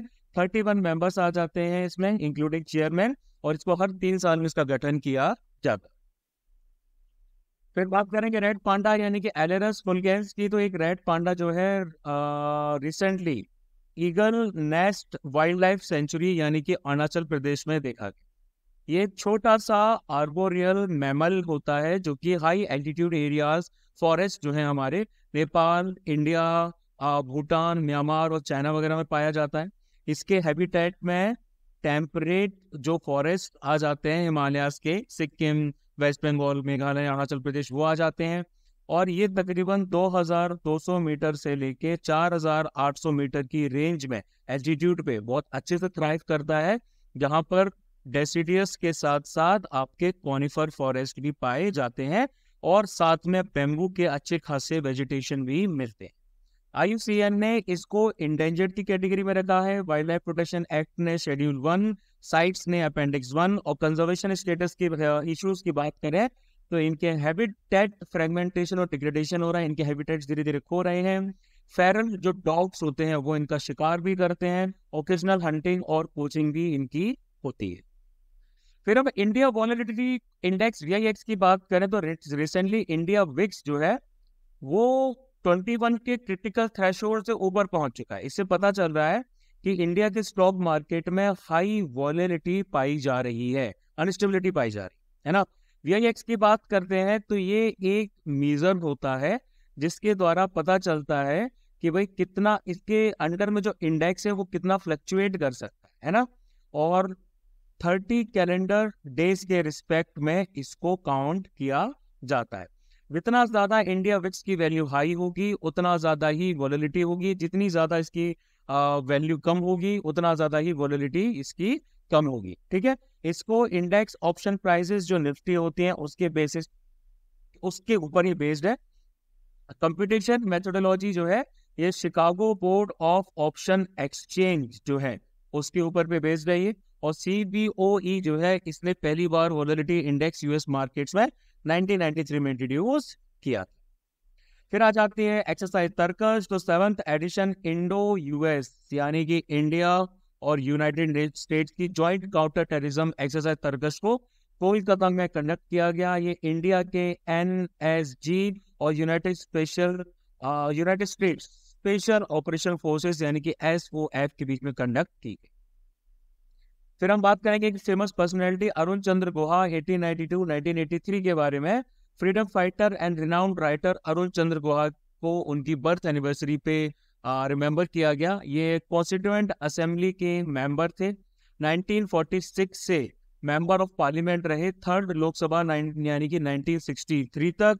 और उसके बाद पॉलिटिक्स में इन्होंने इंटरेस्ट आपका स्वदेशी मूवमेंट 1905 का जो रहा था उसी टाइम से लेना स्टार्ट कर दिया था, जब मेरे ख्याल से हार्डली ये 12-13-14 साल के होंगे।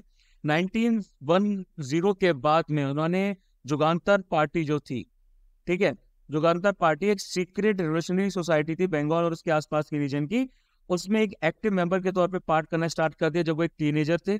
उन्होंने बंगाली और इंग्लिश जर्नल्स को भी पब्लिश किया, जैसे कि एक तो आ जाता है मंदिरा और एक आ जाता है फॉरवर्ड। ठीक है, जतिंद्रनाथ मुखोपाध्याय जिनको बागा जतिन भी कहा जाता है, उनके जिमरमैन जो प्लान था उसको भी सब्सक्राइब किया। इसके साथ साथ सृष्टि सभ्यता, फर्स्ट पार्क और रेवोल्यूशन जैसी लिटरेरी वर्क्स की रचना भी इन्होंने की है।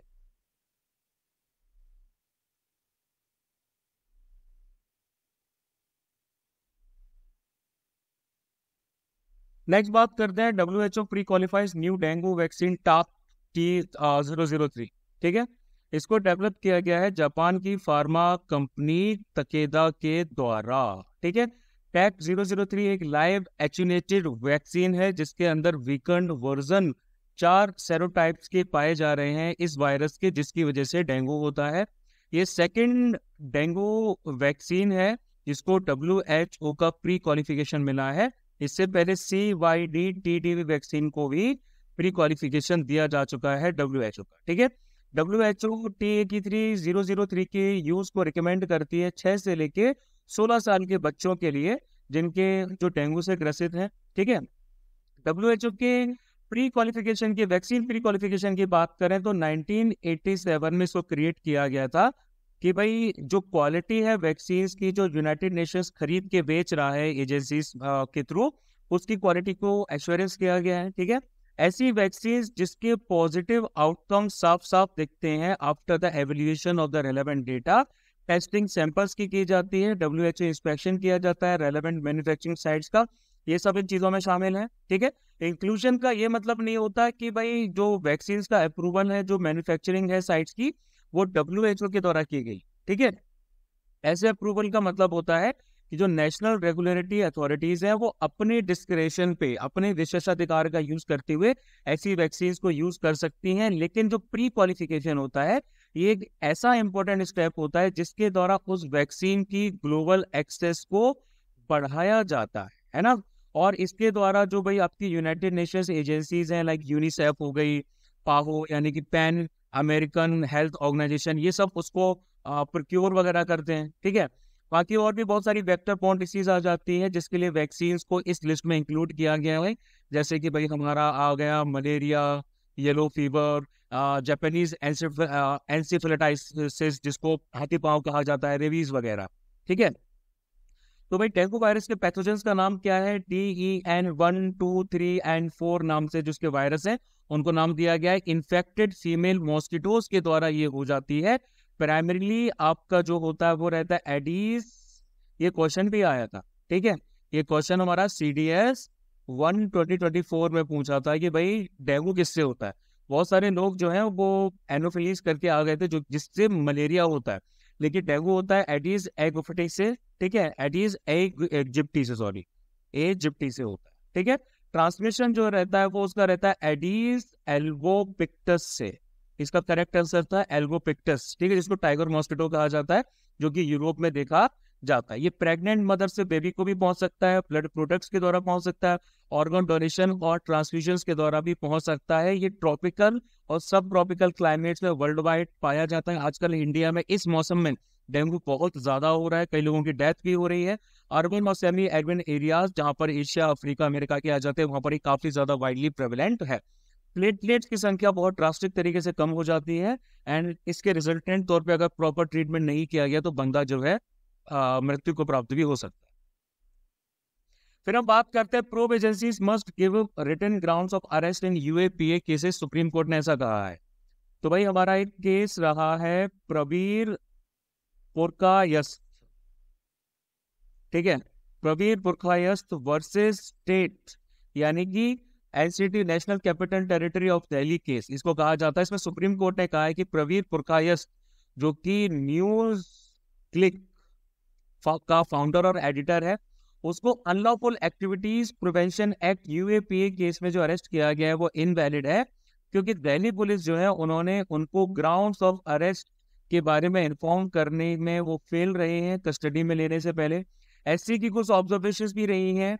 इससे पहले भाई हमारा एक केस था पंकज बंसल, ठीक है, Pankaj Bansal versus union of India and others का जो जजमेंट था उसमें ये मैंडेट दिया गया था कि भाई कोई भी एक्यूज्ड है उसको आपको क्या करना है, आपको राइटिंग में UAPA का 1967 का केस अगर इसके ऊपर लगाया जा रहा है तो आपको उसको ग्राउंड्स ऑफ अरेस्ट बताने पड़ेंगे कि किस बेसिस पे इसको अरेस्ट किया जाएगा। इस जजमेंट से पहले सुप्रीम कोर्ट ने ये बोला था कि जो ग्राउंड्स ऑफ अरेस्ट है वो किसी भी एक्यूज्ड पर्सन को PMLA prevention of money laundering act 2002 उसमें भी बताने पड़ेंगे, ठीक है। क्योंकि जो हमारा आर्टिकल 22 आ जाता है कॉन्स्टिट्यूशन का, इंडियन कॉन्स्टिट्यूशन का, उसमें ये बोला गया है कि communication of grounds of arrest या डिटेंशन जो है वो सैक्रोसैंक्ट है, ठीक है। ये सैक्रोसैंक्ट की कैटेगरी में आते हैं और इनको किसी भी सिचुएशन में ब्रीच नहीं किया जाना। जैसे अगर हम आर्टिकल 22 के सेक्शन 1 की बात करें तो इसमें ये बोला गया है कि कोई भी इंसान जिसको अरेस्ट किया गया है या फिर डिटेंड किया गया है कस्टडी में, उसको ग्राउंड्स फॉर अरेस्ट बताना जरूरी है। और आर्टिकल 22 का ही सेक्शन 5 आ जाता है, इसमें ये बोला है कि कोई भी इंसान जो डिटेंशन के अंडर में आता है, जिसको डिटेन किया गया है, उसको भी ग्राउंड्स ऑफ डिटेंशन बताना जरूरी है और एक रिप्रेजेंटेशन उस डिटेंशन के खिलाफ में उसको दिया जाना चाहिए। UAPA 1967 की अगर हम बात करें तो फिर ये एक इफेक्टिव प्रिवेंशन वाला कानून आ जाता है जिसमें सर्टेन लॉफुल एक्टिविटीज जो इंडिविजुअल्स की, एसोसिएशंस की होती है जो कि टेररिस्ट एक्टिविटीज के साथ में पार्टिसिपेट करते हैं, ठीक है। फिर आगे बात करेंगे, मिनिस्ट्री ऑफ होम अफेयर्स ने राइजिंग डिजिटल अरेस्ट जो साइबर क्रिमिनल्स के द्वारा किए जा रहे हैं उनके बारे में लोगों को बताया है, ठीक है। देखो I4C नाम की एक संस्था है, इनका कोलैबोरेशन है माइक्रोसॉफ्ट के साथ। इन्होंने तकरीबन 1000 से ज्यादा स्काइप अकाउंट्स को ब्लॉक किया है, जो कि इंटिमिडेशन, ब्लैकमेल, एक्सटॉर्शन और डिजिटल अरेस्ट से जुड़े हुए हैं, जो सिटीजन्स का किया जा रहा है साइबर क्रिमिनल्स के द्वारा। ये साइबर क्रिमिनल्स जनरली पुलिस बन के बात करते हैं, सीबीआई या नार्कोटिक्स डिपार्टमेंट, आरबीआई वगैरह बन के बात करते हैं। अलग अलग तरीके से इनका इनका काम क्या होता है कि ये fraudsters generally law enforcement officials की तरह एक्ट करते हैं, अपने टारगेट्स को फोन करते हैं, उनकी कुछ डिटेल्स इनके पास में रहती हैं, है ना। इनको बोला जाता है कि भाई आपका पैकेज फलानी जगह रोक लिया गया है, आपका बेटा पुलिस में है, फिर किसी को जल्दी में आवाज सुनाई दी जाएगी कि भाई इतने पैसे ट्रांसफर कर दो, इस तरह की चीजें की जाती। और फिर बदले में इनको डिजिटली अरेस्ट रखा जाता है, यानी कि इनको कॉल कट करने नहीं दिया जाता है, सब काम तुरंत के तुरंत कराए जाते हैं। ऐसा जनरली सीनियर सिटीजन के साथ किया जाता है जो बहुत ज्यादा टैक्स हैवी नहीं हो। फिर हम बात करेंगे Indian national space promotion and authorisation centre in space की। तो इन स्पेस जो है, इनको लीडरशिप अवार्ड दिया गया है in public policy enabling industry development by geospatial world forum के द्वारा। GWF एक इंटरैक्टिव प्लेटफॉर्म है ग्लोबल जियोस्पेशियल कम्युनिटी का। इन स्पेस की बात की जाए तो इनका हेडक्वार्टर आ जाता है अहमदाबाद, गुजरात में। 2020 में एस्टेब्लिश किया गया था। स्पेस सेक्टर रिफॉर्म्स के पार्ट के तौर पे नोडल डिपार्टमेंट आ जाता है डिपार्टमेंट ऑफ स्पेस, ठीक है। ऑटोनॉमस एजेंसी है, डिपार्टमेंट ऑफ स्पेस के अंडर में आती है। इसका सीधा सा काम है प्राइवेट प्लेयर्स को इंडियन स्पेस सेक्टर के साथ में जोड़ के रखना। फिर बात करेंगे कंवर लेक यानी कि कंवरताल वेटलैंड की। तो कंवर लेक जो है उसकी कंडीशन डिटोरिएट होती जा रही है।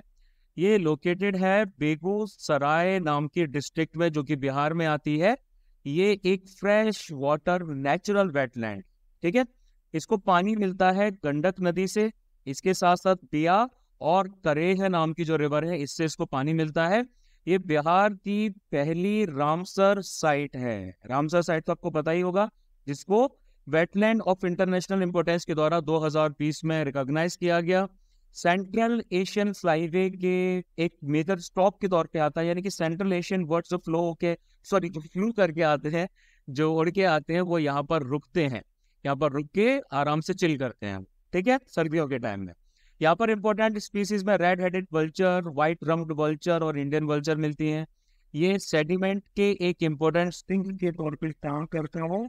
बहुत सारे माइग्रेटरी स्पीसीज यहाँ पर सर्दियों के टाइम में टाइम बिताने के लिए आते हैं। लाइवलीहुड अपॉर्चुनिटीज लोगों को मिलती है। फिश और एम्फीबियंस की पूरी लाइफ साइकिल इस पूरे वेटलैंड के द्वारा सपोर्ट की जाती है। यहाँ पर water management activities like drainage, water extraction, damming और कैनलाइजेशन की वजह से हैबिटेट का थ्रेट पाया जा रहा। फिर नेक्स्ट चलिए बात करेंगे भीष्म पोर्टेबल क्यूब्स की। तो हमारी इंडियन एयरफोर्स ने भीष्म पोर्टेबल क्यूब्स की टेस्टिंग की है। ये state of the art indigenous mobile hospital है, ठीक है। ये मोबाइल हॉस्पिटल्स की कैटेगरी में आते हैं और इनकी टेस्टिंग जो है आगरा के एयरबेस पे किया गया है। मलपुरा नाम की जगह है, मैं गया हूँ, वहाँ पे बड़ी अच्छी जगह है यार एयर ड्रॉप्स के लिए, ठीक है। तो ये बेसिकली आपके प्रोजेक्ट भीष्म के पार्ट आ जाते हैं। भीष्म की फुल फॉर्म की बात की जाए तो भारत हेल्थ इनिशिएटिव फॉर सहयोग, हित एंड मैत्री, ठीक है। इनको 200 कैजुअलिटीज तक के लिए बनाया गया है। इसमें 72 छोटे छोटे स्मॉल क्यूब्स आ जाते हैं, जिसमें एडवांस मेडिकल इक्विपमेंट्स इक्विप किए गए हैं, ठीक है। RFID टैगिंग भी इनकी की गई है। RFID रहता है रेडियो फ्रीक्वेंसी आइडेंटिफिकेशन, ठीक है। इंटीग्रेटेड आर्टिफिशियल इंटेलिजेंस और डेटा एनालिटिक्स इसमें यूज की गई है, ताकि effective coordination, real time monitoring medical services की फील्ड एरियाज में की जा सके। काफी ज्यादा रोबस्ट है, वाटर प्रूफ है, लाइट है। इनको अलग अलग कॉन्फ़िगरेशंस के लिए बनाया गया है, जिसकी वजह से डाइवर्स इमरजेंसी सिनेरियोज में इनका यूज किया जा सकता है। फिर बात करेंगे global report on internal displacement 2024 की। तो इस रिपोर्ट को IDMC ने रिलीज किया है, internal displacement monitoring centre. Internally displaced peoples यानी कि IDPs जो होते हैं, वो मतलब कि ऐसे लोग जिनको अपने घरों से भागना पड़ता है ना, फोर्स किया जाता है उनको अपने घरों से भागने के लिए। रिफ्यूजीज से अलग ये अपनी कंट्री में ही रहते हैं, ये किसी दूसरी कंट्री में नहीं जाते हैं, लेकिन टेम्परेरी या फिर परमानेंट तौर पे अपने घरों से इनको हटा दिया जाता है। तकरीबन 75 मिलियन जो लोग हैं वो IDPs की कैटेगरी में आते हैं ग्लोबली और 2023 की एंड, ठीक है। 68 मिलियन जो लोग हैं वो आईडीपी रहे थे कन्फ्लिक्ट और वायलेंस की वजह से। सूडान, सीरिया, डीआरसी यानी कि Democratic Republic of Congo, Colombia, Yemen, यहाँ पर तकरीबन आधे आईडीपीज हैं वो आ जाते हैं। साउथ एशिया में बात करें तो मणिपुर का ऐसे आईडीपीज में रिसेंटली मेतई और कुकी के कन्फ्लिक्ट्स की वजह से जो है काफी ज्यादा संख्या बढ़ चुकी है। ठीक है, बहुत सारे डिजास्टर्स भी होते हैं, वो भी इंटरनल डिस्प्लेसमेंट के लिए रिस्पॉन्सिबल होते हैं, जैसे कि चाइना, तुर्की वगैरह वगैरह, ये सब आ जाते हैं। फिर बात करेंगे सॉइल नेलिंग की। तो फिर तमिलनाडु जो है वो लोग सॉइल नेलिंग के प्रोसीजर को यूज कर रहे हैं ताकि स्लोप्स पे मिट्टी को बांधा जा सके, स्टेबलाइज किया जा सके। और ये किया जा रहा है नीलगिरी एरियाज की मेजर रोड के आसपास। ठीक है, ये एक जियो टेक्निकल इंजीनियरिंग टेक्निक है जिसमें सॉइल को क्या किया जाता है, बेसिकली आपके कुछ रीइंफोर्समेंट वाले रीइंफोर्सिंग एलिमेंट्स होते हैं, उसके द्वारा सॉइल को एक जगह पर बांधा जाता है ना, ताकि उसको मजबूती दी जा सके और सॉइल इरोजन ना हो। ठीक, इसके बाद फिर यहाँ पर किया जाता है हाइड्रो सीडिंग। हाइड्रो सीडिंग में आपके सीड्स, फर्टिलाइजर्स, ऑर्गेनिक मटेरियल्स और वाटर को मिक्स करके ऐसे एरियाज में अप्लाई किया जाता है। इसकी वजह से यहाँ पर ग्रास और बाकी प्लांट लाइफ की ग्रोथ होती है जो टॉप सॉइल को बांध के रखती है ऑर्गेनिकली। ठीक है, उसके इरोजन को रोक देती। फिर बात करेंगे इको सेंसिटिव जोन यानी कि ESZ की। तो सुप्रीम कोर्ट ने सारी माइनिंग एक्टिविटीज को हॉल्ट करने का ऑर्डर दे दिया है, जो कि सरिस्का टाइगर रिजर्व जो कि हमारा राजस्थान में पड़ता है उसकी 1 किलोमीटर की विसिनिटी में किए जा रहे हैं। अपने 2023 के ऑर्डर को उन्होंने रीइंफोर्स भी किया है। 2022 की कुछ डायरेक्टिव्स थे सुप्रीम कोर्ट के, उसमें उन्होंने सारे स्टेट्स को डायरेक्टिव्स दी थी कि आप 1 किलोमीटर का स्पेशल इको सेंसिटिव जोन जो है वो आप लोग बनाएंगे। ठीक है, प्रोटेक्टेड फॉरेस्ट के आसपास। सुप्रीम कोर्ट ने ये भी कहा था ESZ जो है वो आपके सारे प्रोटेक्टेड फॉरेस्ट के लिए एक जैसे नहीं हो सकते और केस टू केस वेरी भी कर सकते हैं, लेकिन तकरीबन सब में 1 किलोमीटर का जो एरिया है वो तो आपको डिमार्केट करना ही पड़ेगा। 1 किलोमीटर के एरिया में, जैसे भाई ये कोई हमारा प्रोटेक्टेड फॉरेस्ट है, उसके 1 किलोमीटर के दायरे में आपको माइनिंग जैसी कोई एक्टिविटी आप कर ही नहीं सकते। ये किसी किसी केस में बढ़ भी सकता है। तो इको सेंसिटिव जोन हमारे कुछ ऐसे फ्रेजाइल एरियाज होते हैं, प्रोटेक्टेड एरियाज में काउंट किया जाता है, जिनको डिजिग्नेट किया जाता है एनवायरमेंट प्रोटेक्शन एक्ट 1986 के अंडर में। इनको क्रिएट किया जाता है ताकि डेवलपमेंटल एक्टिविटीज का फ्रेजाइल इकोसिस्टम्स जो प्रोटेक्टिव फॉरेस्ट के एरियाज के आते हैं उन पर कोई असर ना पड़े। फिर बात करेंगे संगम डिजिटल ट्विन इनिशिएटिव की। तो मिनिस्ट्री ऑफ कम्युनिकेशन ने क्या किया है, उन्होंने स्टेज 1 पार्टिसिपेंट जो संगम इनिशिएटिव के हैं a leap towards AI driven infrastructure transformation, उसको अनवेल किया है। ये बेसिकली एक प्रूफ ऑफ कंसेप्ट है जिसका सीधा सा एम है प्लानिंग और डिजाइन को रिवोल्यूशनराइज करना इंफ्रास्ट्रक्चर के लिए। इसमें डिजिटल ट्विन मॉडल के यूज को लिवरेज किया जाएगा जिससे प्रिसाइज डायनेमिक फिजिकल एनवायरनमेंट के मॉडल्स को तैयार किया जा सके, है ना। इसमें 5G plus internet of things, artificial intelligence, digital twin और नेक्स्ट जनरेशन कंप्यूटेशनल टेक्नोलॉजीज को यूज किया जाएगा। डिजिटल ट्विन का मतलब होता है virtual representation of an object या सिस्टम जिसको डिजाइन किया गया है ताकि एक फिजिकल ऑब्जेक्ट को एक्यूरेटली वो क्या कर सके, रिफ्लेक्ट कर सके। कोई भी चीज है भाई वर्चुअल स्पेस में कैसे बिहेव कर रही है, फिजिकल स्पेस में कैसे बिहेव कर रही है, इसका वर्चुअल जो रिप्रेजेंटेशन होता है वो इसमें हम अलग अलग तरीके की एप्लीकेशंस और चीजों को लागू कर सकते हैं। इससे इंफ्रास्ट्रक्चर प्रोजेक्ट्स की एफिशिएंसी और एक्यूरेसी बढ़ जाती। फिर स्लोवाकिया की बात करेंगे। इसका कैपिटल है ब्रातिस्लावा। ठीक है, स्लोवाकिया के जो प्राइम मिनिस्टर हैं उनको मल्टीपल टाइम गोली मारी गई, शॉट किया गया एक कैबिनेट मीटिंग के बाद में, जो कि हैंडलोवा टाउन में कंडक्ट की गई। अब अगर हम स्लोवाकिया के पॉलिटिकल फीचर्स की बात करें तो अगेन ये हमारी एक लैंड लॉक कंट्री आ जाती है जिसके आसपास समुद्र नहीं है, सेंट्रल यूरोप का ये पार्ट है। ठीक है, उसके बाद इसके बॉर्डर्स की बात करें तो नॉर्थ में पोलैंड आ जाता है, यूक्रेन जो है वो उसके थोड़ा सा ईस्ट की तरफ वही हमारा यूक्रेन आ जाता है, हंगरी जो है इसके प्रॉपर साउथ में आता है, ऑस्ट्रिया इसके वेस्ट में आता है, चेक रिपब्लिक जो है वो इसके नॉर्थ वेस्ट में आता है। माउंटेन रेंजेस की बात की जाए तो यहाँ पर कारपेथियन माउंटेन्स आते हैं, तात्रा माउंटेन्स भी आते हैं। हाईएस्ट पॉइंट में बात की जाए तो आ जाती है केरला चोवस्काई पीक। इसके साथ साथ डेन्यूबे रिवर यहाँ से फ्लो करती है, वाहा रिवर फ्लो करती है, और रॉन रिवर भी यहाँ से फ्लो करती है। फिर आगे आएंगे, state can not acquire property without proper procedure, ऐसा सुप्रीम कोर्ट ने कहा है। सुप्रीम कोर्ट ने Kolkata municipal corporation and ANR versus Vimal Kumar Shah and others का जो केस है उसमें ये कहा है कि आर्टिकल 300A जो है इसमें कॉन्स्टिट्यूशनल के साथ साथ ह्यूमन राइट्स को भी कैरेक्टराइज किया गया है। आर्टिकल 300A हमसे ये कहता है कि किसी भी इंसान की प्रॉपर्टी को उससे नहीं छीना जा सकता बाय अथॉरिटी ऑफ लॉ, ठीक है, मतलब एक्सेप्ट अथॉरिटी ऑफ लॉ के द्वारा, ठीक। अब इसमें जजमेंट की हाइलाइट्स क्या आ जाते हैं कि भाई इसमें डेप्रीवेशन नाम के वर्ड का जो यूज किया गया है, तो डेप्रीवेशन का सीधा सा मतलब आता है कि किसी भी इंसान की चल या अचल संपत्ति, है ना, मोस्टली अचल संपत्ति यानी कि जो आपकी इमूवेबल प्रॉपर्टी होती है, उसको अगर कब्जा सरकार के द्वारा किया जाना है तो एक फेयर प्रोसीजर ऑफ लॉ यानी कि कानून का पालन करते हुए ही आप कर सकते, ठीक है।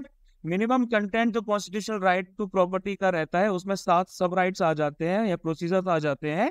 कंपलसरी एक्विजिशन जो रहता है वो अनकॉन्स्टिट्यूशनल माना जाता है अगर प्रॉपर प्रोसीजर या बंदे को प्रॉपर कंपनसेशन वगैरह नहीं दिया गया है तो। फिर आगे बात करेंगे, India recorded longest internet shutdowns globally इन 2023 रिपोर्ट के हिसाब से। तो इस रिपोर्ट को रिलीज किया गया है वर्चुअल प्राइवेट नेटवर्क ट्रैकर के द्वारा, ठीक है। इसको रिपोर्ट को बोला जा रहा है टॉप 10 VPN। इसमें ये हाईलाइट किया गया है कि इंटरनेट जो है तकरीबन इंडिया में 7,956 आवर्स तक टोटली बंद रहा था, कंप्लीटली अफेक्टेड रहा था, जिसमें 59 मिलियन जो यूजर्स हैं वो आपके इससे अफेक्टेड रहे थे। अब अगर हम इंडिया के अंदर लीगल फ्रेमवर्क की बात करते हैं जिसके तहत इंटरनेट को शट डाउन किया जा सकता है, तो इंटरनेट शटडाउन जो रहता है वो temporary suspension of telecom services public emergency और पब्लिक सेफ्टी रूल्स 2017 के अंडर में आता है, और सेक्शन 114 आ जाता है आपको, सॉरी 144 आ जाता है code of criminal procedure CRPC 1973। अभी तो ये चेंज हो गया होगा, नया वाला मैं एडिट करके बताऊंगा, ठीक है। कोई भी ऑर्डर जिसमें टेलीकॉम सर्विसेज को सस्पेंड किया जाता है वो सिर्फ आपका यूनियन होम सेक्रेटरी के द्वारा इशू किया जा सकता है, एक इंपॉर्टेंट पॉइंट है, या फिर स्टेट होम सेक्रेटरी के द्वारा इसको इशू किया जा सकता है। अनअवॉइडेबल सर्कमस्टांसेस भी आ जाते हैं, ठीक है। ऐसे सर्कमस्टांसेस में कोई ऑफिसर जो है वो भी इसको इशू कर सकता है, लेकिन उसकी जो रैंक है वो जॉइंट सेक्रेटरी से कम नहीं होना चाहिए, joint secretary to the union government, जिसको ड्यूली ऑथराइज भी किया होगा इन ऊपर जो मेंशन हमने किया है यूनियन होम सेक्रेटरी और स्टेट होम सेक्रेटरी इनके द्वारा, ठीक है। ग्राउंड्स की बात करते हैं तो इसमें पब्लिक इमरजेंसी जो है वो काउंट कर लिया जाता है, इसके साथ साथ पब्लिक सेफ्टी जो है उसको भी काउंट किया जाता है, राष्ट्र की सोवरेनिटी और इंटीग्रिटी जो है, एकता और अखंडता जो है उसको भी मेंशन किया जाता है। इसके साथ साथ 2017 में भाई कुछ रूल्स लाए गए थे, उनमें ये बोला था कि एक क्या बोलते हैं रिव्यू कमेटी का गठन किया गया था जिसको कैबिनेट सेक्रेटरी और state chief secretary for union and state government ने हेड किया था। उसमें उन्होंने कुछ चीजों के बारे में, कुछ बातों के बारे में बताया था। उसमें ये बोला था कि इंटरनेट शटडाउन जो है वो आपके सेक्शन 144 ऑफ द CRPC के अंडर में लागू किए जाते हैं at the district magistrate level rather than the home secretary level, ठीक है। ये सस्पेंशन रूल 2017 में लाए गए थे, लेकिन उसके बाद भी इंटरनेट शटडाउन जो है वो डिस्ट्रिक्ट मजिस्ट्रेट लेवल के लेवल पर लागू किए जा रहे हैं rather than home secretary level, ठीक है। इसके रिलेशन में हमारा कुछ इंपॉर्टेंट जुडिशियल प्रोनाउंसमेंट भी आ चुके हैं। ये हमारा शायद पूछा गया था, I am not exactly sure कि कौन से एग्जाम में पूछा था, ये शायद हमारा पूछा गया था, या तो CAPF में पूछा था या फिर CDS में ही पहले पूछा जा चुका है। तो Anuradha Bhasin versus union of India 2020 का केस है, पॉलिटी का केस है ये। इसमें सुप्रीम कोर्ट ने कहा था कि freedom to practise any profession और carry on any trade business और ऑक्यूपेशन इंटरनेट के मीडियम के थ्रू उसको कॉन्स्टिट्यूशनल प्रोटेक्शन दी गई है आर्टिकल 19 में, है ना, और आर्टिकल 19(1) का सेक्शन G के द्वारा। फिर हम बात करेंगे NCPC recommends increase the reservation quota for OBCs in West Bengal Punjab. तो प्रेजेंटली जो रिजर्वेशन है पब्लिक एम्प्लॉयमेंट में वो शेड्यूल्ड कास्ट को दिए हुए हैं, शेड्यूल्ड ट्राइब्स को दिए हैं और ओबीसीज यानी कि अदर बैकवर्ड क्लासेस को दिए गए हैं, जो कि आपके तकरीबन आ जाते हैं 37% इन पंजाब और 45% आ जाते हैं वेस्ट बंगाल। ठीक है, अब अगर इंक्रीज होता है रिजर्वेशन कोटा में ओबीसीज के लिए तो उसको सुप्रीम कोर्ट के डायरेक्टिव को फॉलो करना पड़ेगा। सुप्रीम कोर्ट ने कहा है कि 50% से ज्यादा आप रिजर्वेशन नहीं दे सकते, यानी कि ये सीलिंग उन्होंने डिसाइड कर दी है।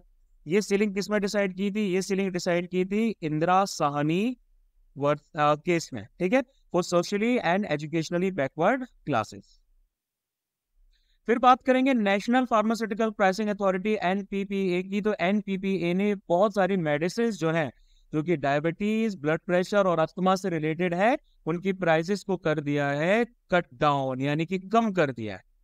ये जो अथॉरिटी है इसको गवर्नमेंट ऑफ इंडिया ने एक रेजोल्यूशन के द्वारा 1997 में गठन किया था। एक इंडिपेंडेंट रेगुलेटर आ जाता है जिससे ड्रग्स की प्राइसेस को एक ऑप्टिमम लेवल तक रखा जाता है। ये एक अटैच्ड ऑफिस की तरह बिहेव करता है of department of pharmaceuticals, ministry of chemicals and fertilisers के अंडर।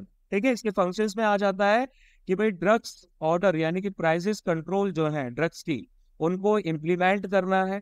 ठीक है, उनके प्रोविजंस को इम्प्लीमेंट करना है, इन्फोर्स करना है, ड्रग्स की अवेलेबिलिटी को देखना है, आइडेंटिफाई करना है शॉर्टेजेस को और रेमेडियल स्टेप्स लेने हैं, इस पूरे प्रोसेस को मॉनिटरिंग करनी है और सेंट्रल गवर्नमेंट को एडवाइस भी करना है कि ड्रग पॉलिसी में किसी प्रकार का कोई चेंज या रिवीजन कब लाया जाना। फिर बात करेंगे रोज टीटीए फोल्ड की। तो रोज टीटीए फोल्ड एक एआई सॉफ्टवेयर प्रेडिक्शन टूल है जो भविष्यवाणियां करता है, भविष्यवाणियां नहीं करता, जो प्रिडिक्ट करता है। प्रिडिक्ट आपके स्टैट्स के हिसाब से किया जाता है। इसके अंदर ये पोटेंशियल है कि ये टारगेट डिस्कवरी और ड्रग टारगेट इंटरेक्शन को और ज्यादा बेटर कर सकता है। इसको डेवलप किया गया है institute for protein design at the university of Washington. ये जनरेटिव डिफ्यूजन बेस्ड आर्किटेक्चर को यूज करता है जो कि एक एआई मॉडल है। इससे स्ट्रक्चर कॉम्प्लेक्सेस के बारे में बताया जाता है, प्रिडिक्शन किया जाता है, यानी कि ये जो मॉडल है ये स्ट्रक्चर्स के बारे में प्रेडिक्ट कर सकता है, इंटरेक्शंस के बारे में प्रेडिक्ट कर सकता है, किसी भी तरह के प्रोटीन, डीएनए एंड आरएनए के बीच। फिर हम बात करेंगे को लैंडिंग की। तो फाइनेंस मिनिस्ट्री ने स्टेट बैंक ऑफ इंडिया से कहा है कि भाई आप एक कमेटी बनाइए को लैंडिंग के इश्यूज के साथ डील करने के लिए। को लैंडिंग क्या होता है? को लैंडिंग एक ऐसा अरेंजमेंट होता है जहां पर मल्टीपल तो होते हैं लैंडर्स, है ना, मल्टीपल लेंडर्स होते हैं, लेंडर पार्टनर्स होते हैं जो कि लोन्स प्रोवाइड करते हैं लोन लेने वालों को, यानी कि बोरोवर्स को। एक साथ मिलकर पैसा इकट्ठा करते हैं और बोरोवर्स को पैसा देते हैं। फॉर एग्जांपल 10-5 आदमी इकट्ठे होके भाई उन्होंने 1-1 लाख करके 10 लाख रुपए इकट्ठे कर लिए, फिर एक बंदे को उन्होंने 5 लाख रुपए दे दिए, दूसरे बंदे को 2 लाख रुपए दे दिए और तीसरे बंदे को 3 लाख रुपए दे दिए, अलग अलग इंटरेस्ट रेट पे। और फिर जो भी इंटरेस्ट या बाकी पैसा आएगा उसको आपस में उसी रेशियो के हिसाब से डिवाइड कर लेना है। इससे क्या होता है कि लैंडिंग कैपेसिटी बढ़ जाती है और इंडिविजुअल लैंडर्स का रिस्क हो जाता है कम। 10 लाख रुपए आपके 10 लोगों ने इकट्ठे किए हैं, सबने 1-1 लाख रुपए दिया है, तो रिस्क कम हो गया। हर किसी के दाव पर सिर्फ 1 लाख ही है। अगर इनमें से ये बंदे पैसे वापस नहीं करते तो भी बंदे का 1 लाख ही जाएगा, टोटल 10 लाख नहीं जाएगा, है ना। तो इससे लैंडिंग कैपेसिटी भी बढ़ गई। एक इंसान के पास 1 लाख देने की कैपेसिटी है लेकिन 10 लोग मिलकर 10 लाख रुपए दे सकते हैं। आरबीआई के हिसाब से बैंक्स और एनबीएफसीज, नॉन बैंकिंग फाइनेंशियल जो आपके इंस्टीट्यूशंस वगैरह रहते हैं, कंपनीज वगैरह रहती हैं, ये को लैंड कर सकते हैं लोन्स को। कौन से सेक्टर्स के लिए? प्रायोरिटी सेक्टर्स के लिए। ठीक है, मिनिमम 20% क्रेडिट रिस्क पर एनबीएफसीज के लिए और बाकी सारा जो रहता है वो बैंक्स के लिए रहता है। बैंक्स को लैंडिंग एग्रीमेंट में एनबीएफसीज के साथ क्या मतलब एंटर नहीं कर सकते जो किसी पर्टिकुलर प्रोमोटर ग्रुप को बिलोंग करते। फिर हम बात करेंगे सुखदेव थापर जी की। 1907 से लेके 1931 24 साल की उम्र में इनको फांसी हो गई थी। फ्रीडम फाइटर सुखदेव थापर जो थे उनको बर्थ एनिवर्सरी उनकी 50th मई को सेलिब्रेट की जाती है। उनका जन्म लुधियाना पंजाब में हुआ। नेशनल कॉलेज जो लाहौर का है वहां पर उनकी पढ़ाई हुई थी। The legend of Bhagat Singh के फेमस सीन तो आपको याद होंगे ही, सुशांत राजपूत ने काफी अच्छे तरीके से निभाए थे, सुशांत सिंह सॉरी। ठीक है, he was a member of Hindustan socialist Republican association, बाकी क्रांतिकारियों के साथ उन्होंने नौजवान भारत सभा को भी लाहौर में 1926 में स्टार्ट किया। भगत सिंह और राजगुरु के साथ उनको लाहौर कॉन्स्पिरेसी केस में फांसी दी गई। ठीक है, जिस दिन को इन तीनों को फांसी पे लटकाया गया वो दिन था हमारा 23 मार्च का, और उस दिवस को शहीद दिवस के नाम से जाना जाता। फिर बात करेंगे हम डेढ़ा मेथड की। तो मुरिया जो ट्राइब्स हैं, ठीक है, ये डेटा नाम की प्रैक्टिस को फॉलो करते हैं, जो एक ट्रेडिशनल मेथड है जिसमें बीज जो रहते हैं, सीड्स जो रहते हैं, उनको प्रिजर्व किया जाता है। ऐसे पत्तियों के अंदर बीजों को रैप कर दिया जाता है, टाइटली पैक कर दिया जाता है, ये ऐसी गांठें टाइप की आपको दिखती हैं। ठीक है, और उसके बाद सियाली की जो लीव्स होती हैं, इनसे इनके ऊपर कवरिंग कर दी जाती है। इसके बेनिफिट ये रहते हैं कि इसमें किसी प्रकार के पेस्ट और गॉन्ग्स वगैरह नहीं लगते हैं। इसको तकरीबन 5 साल तक के लिए भी यूज किया जा सकता है। अब अगर हम मुरिया ट्राइब्स की बात करें तो ये गोंड ट्राइब जो है उनके सब ट्राइब्स में आ जाते हैं, जो कि छत्तीसगढ़ को बिलोंग करते हैं। ये मुरिया रेविलियन जो रहा था आपका बस्तर का 1876 का, अगेंस्ट गोपीनाथ कापरदास दीवान जो थे बस्तर के, उनके खिलाफ ये मुरिया ट्राइब्स एसोसिएटेड रहे हैं। इनके कस्टम्स में डेड पिलर्स आ जाते हैं। डेड पिलर्स को गुडी कहा जाता है। ठीक है, जहां पर डेड को क्या किया जाता है, एक 6 से लेके 7 फीट के स्टोन के साथ में बरी किया जाता है। और एक कस्टम आता है जिसको कहा जाता है घोटुल, जहां पर यंग बॉयज और जो गर्ल्स रहते हैं वो खुद अपने लाइफ पार्टनर को चूज कर सकते हैं। फिर हम बात करेंगे Spain denies port call to vessel carrying shipment of arms to Israel from India. तो भाई एक पोर्ट है, पोर्ट का नाम है कार्टागेना। ठीक है, यहाँ पर स्पेन ने पोर्ट कॉल जो है एक वेसल को डिनाई कर दिया है, जो कि शिपमेंट कैरी करके ले जा रहा है आर्म्स का टू इजराइल फ्रॉम इंडिया। ठीक है, इंडिया ने भाई इजराइल के लिए कुछ हथियार भेजे हैं और स्पेन ने उनको पोर्ट कॉल वाली फैसिलिटी देने से मना कर दिया है। पोर्ट कॉल वाली फैसिलिटी में क्या होता है, पोर्ट कॉल आपका एक ऐसा पोर्ट रहता है जिसको कुछ स्पेशलाइज्ड फंक्शंस के तौर पे डिजिग्नेट किया जाता है, यानी कि ये हमारे मेन सी रूट्स पर लाई करते हैं। ठीक है, जहां पर शिप्स जनरली क्या करते हैं, अपना एंकर डालते हैं और उसके बाद में रिफ्यूलिंग होती है, पानी इकट्ठा करते हैं, फूड आइटम्स इकट्ठा करते हैं। ठीक है, इनको कमर्शियल पोर्ट्स के तौर पे भी डेवलप किया जा सकता है। कुछ एग्जांपल हमारे एडन आ जाता है, होनोलुलु आ जाता है, और उसके बाद में सिंगापुर आ जाता है। एक सिंपल सा क्वेश्चन भाई हमारा CTS 2 2024 में सिंगापुर से रिलेटेड पूछा गया था। ठीक है, और ये क्वेश्चन हमने ऑलरेडी ज्योग्राफी में पढ़ रखा। नाउ भाई वीक 3 के जो हमारे करंट अफेयर्स है थोड़े छोटे हैं। ये last current affair of the day है। न्यू कैलेडोनिया यानी कि कैपिटल है इसकी नोमिया। ठीक है, फ्रांस ने स्टेट ऑफ इमरजेंसी डिक्लेयर कर दी है न्यू कैलेडोनिया में। ये फ्रेंच ओवरसीज आइलैंड टेरिटरी है, जो कि साउथ वेस्ट पैसिफिक ओशन में लाई करती है। ठीक है, साउथ वेस्ट पैसिफिक ओशन में लाई करती है। इसके मैरीटाइम नेवर्स की बात करें तो मैरीटाइम नेवर्स में ऑस्ट्रेलिया आ जाता है, यहाँ पर फिजी आ जाता है, ऊपर की तरफ भाई हमारा न्यूजीलैंड आ जाता है नीचे की तरफ। ठीक है, पपुआ न्यू गिनी आ जाता है, और उसके साथ साथ आ जाता है वनुआतु। ठीक है, ये सब आ जाते हैं।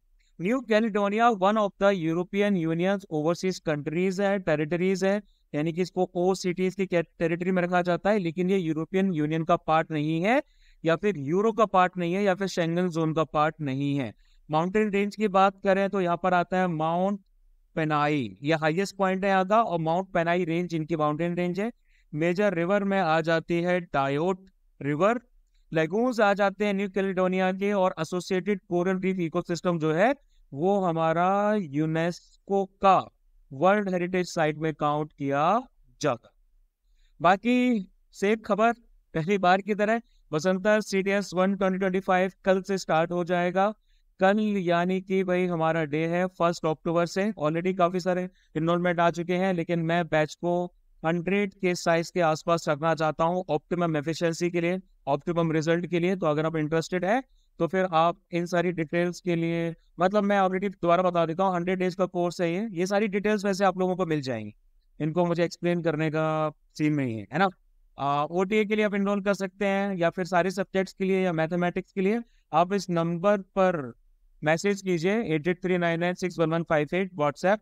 हमने आपको ऑलरेडी बता चुका है कि लाइव क्लासेस हमारी होंगी और इन्हीं लाइव क्लासेस को रिकॉर्डेड फॉर्म में भी आपको अवेलेबल कराया जाएगा। सिर्फ रिकॉर्डेड क्लासेस हम अवेलेबल नहीं कराते हैं, लाइव क्लासेस भी आपको अटेंड करनी पड़ेगी ऑप्टिमम एफिशिएंसी के लिए।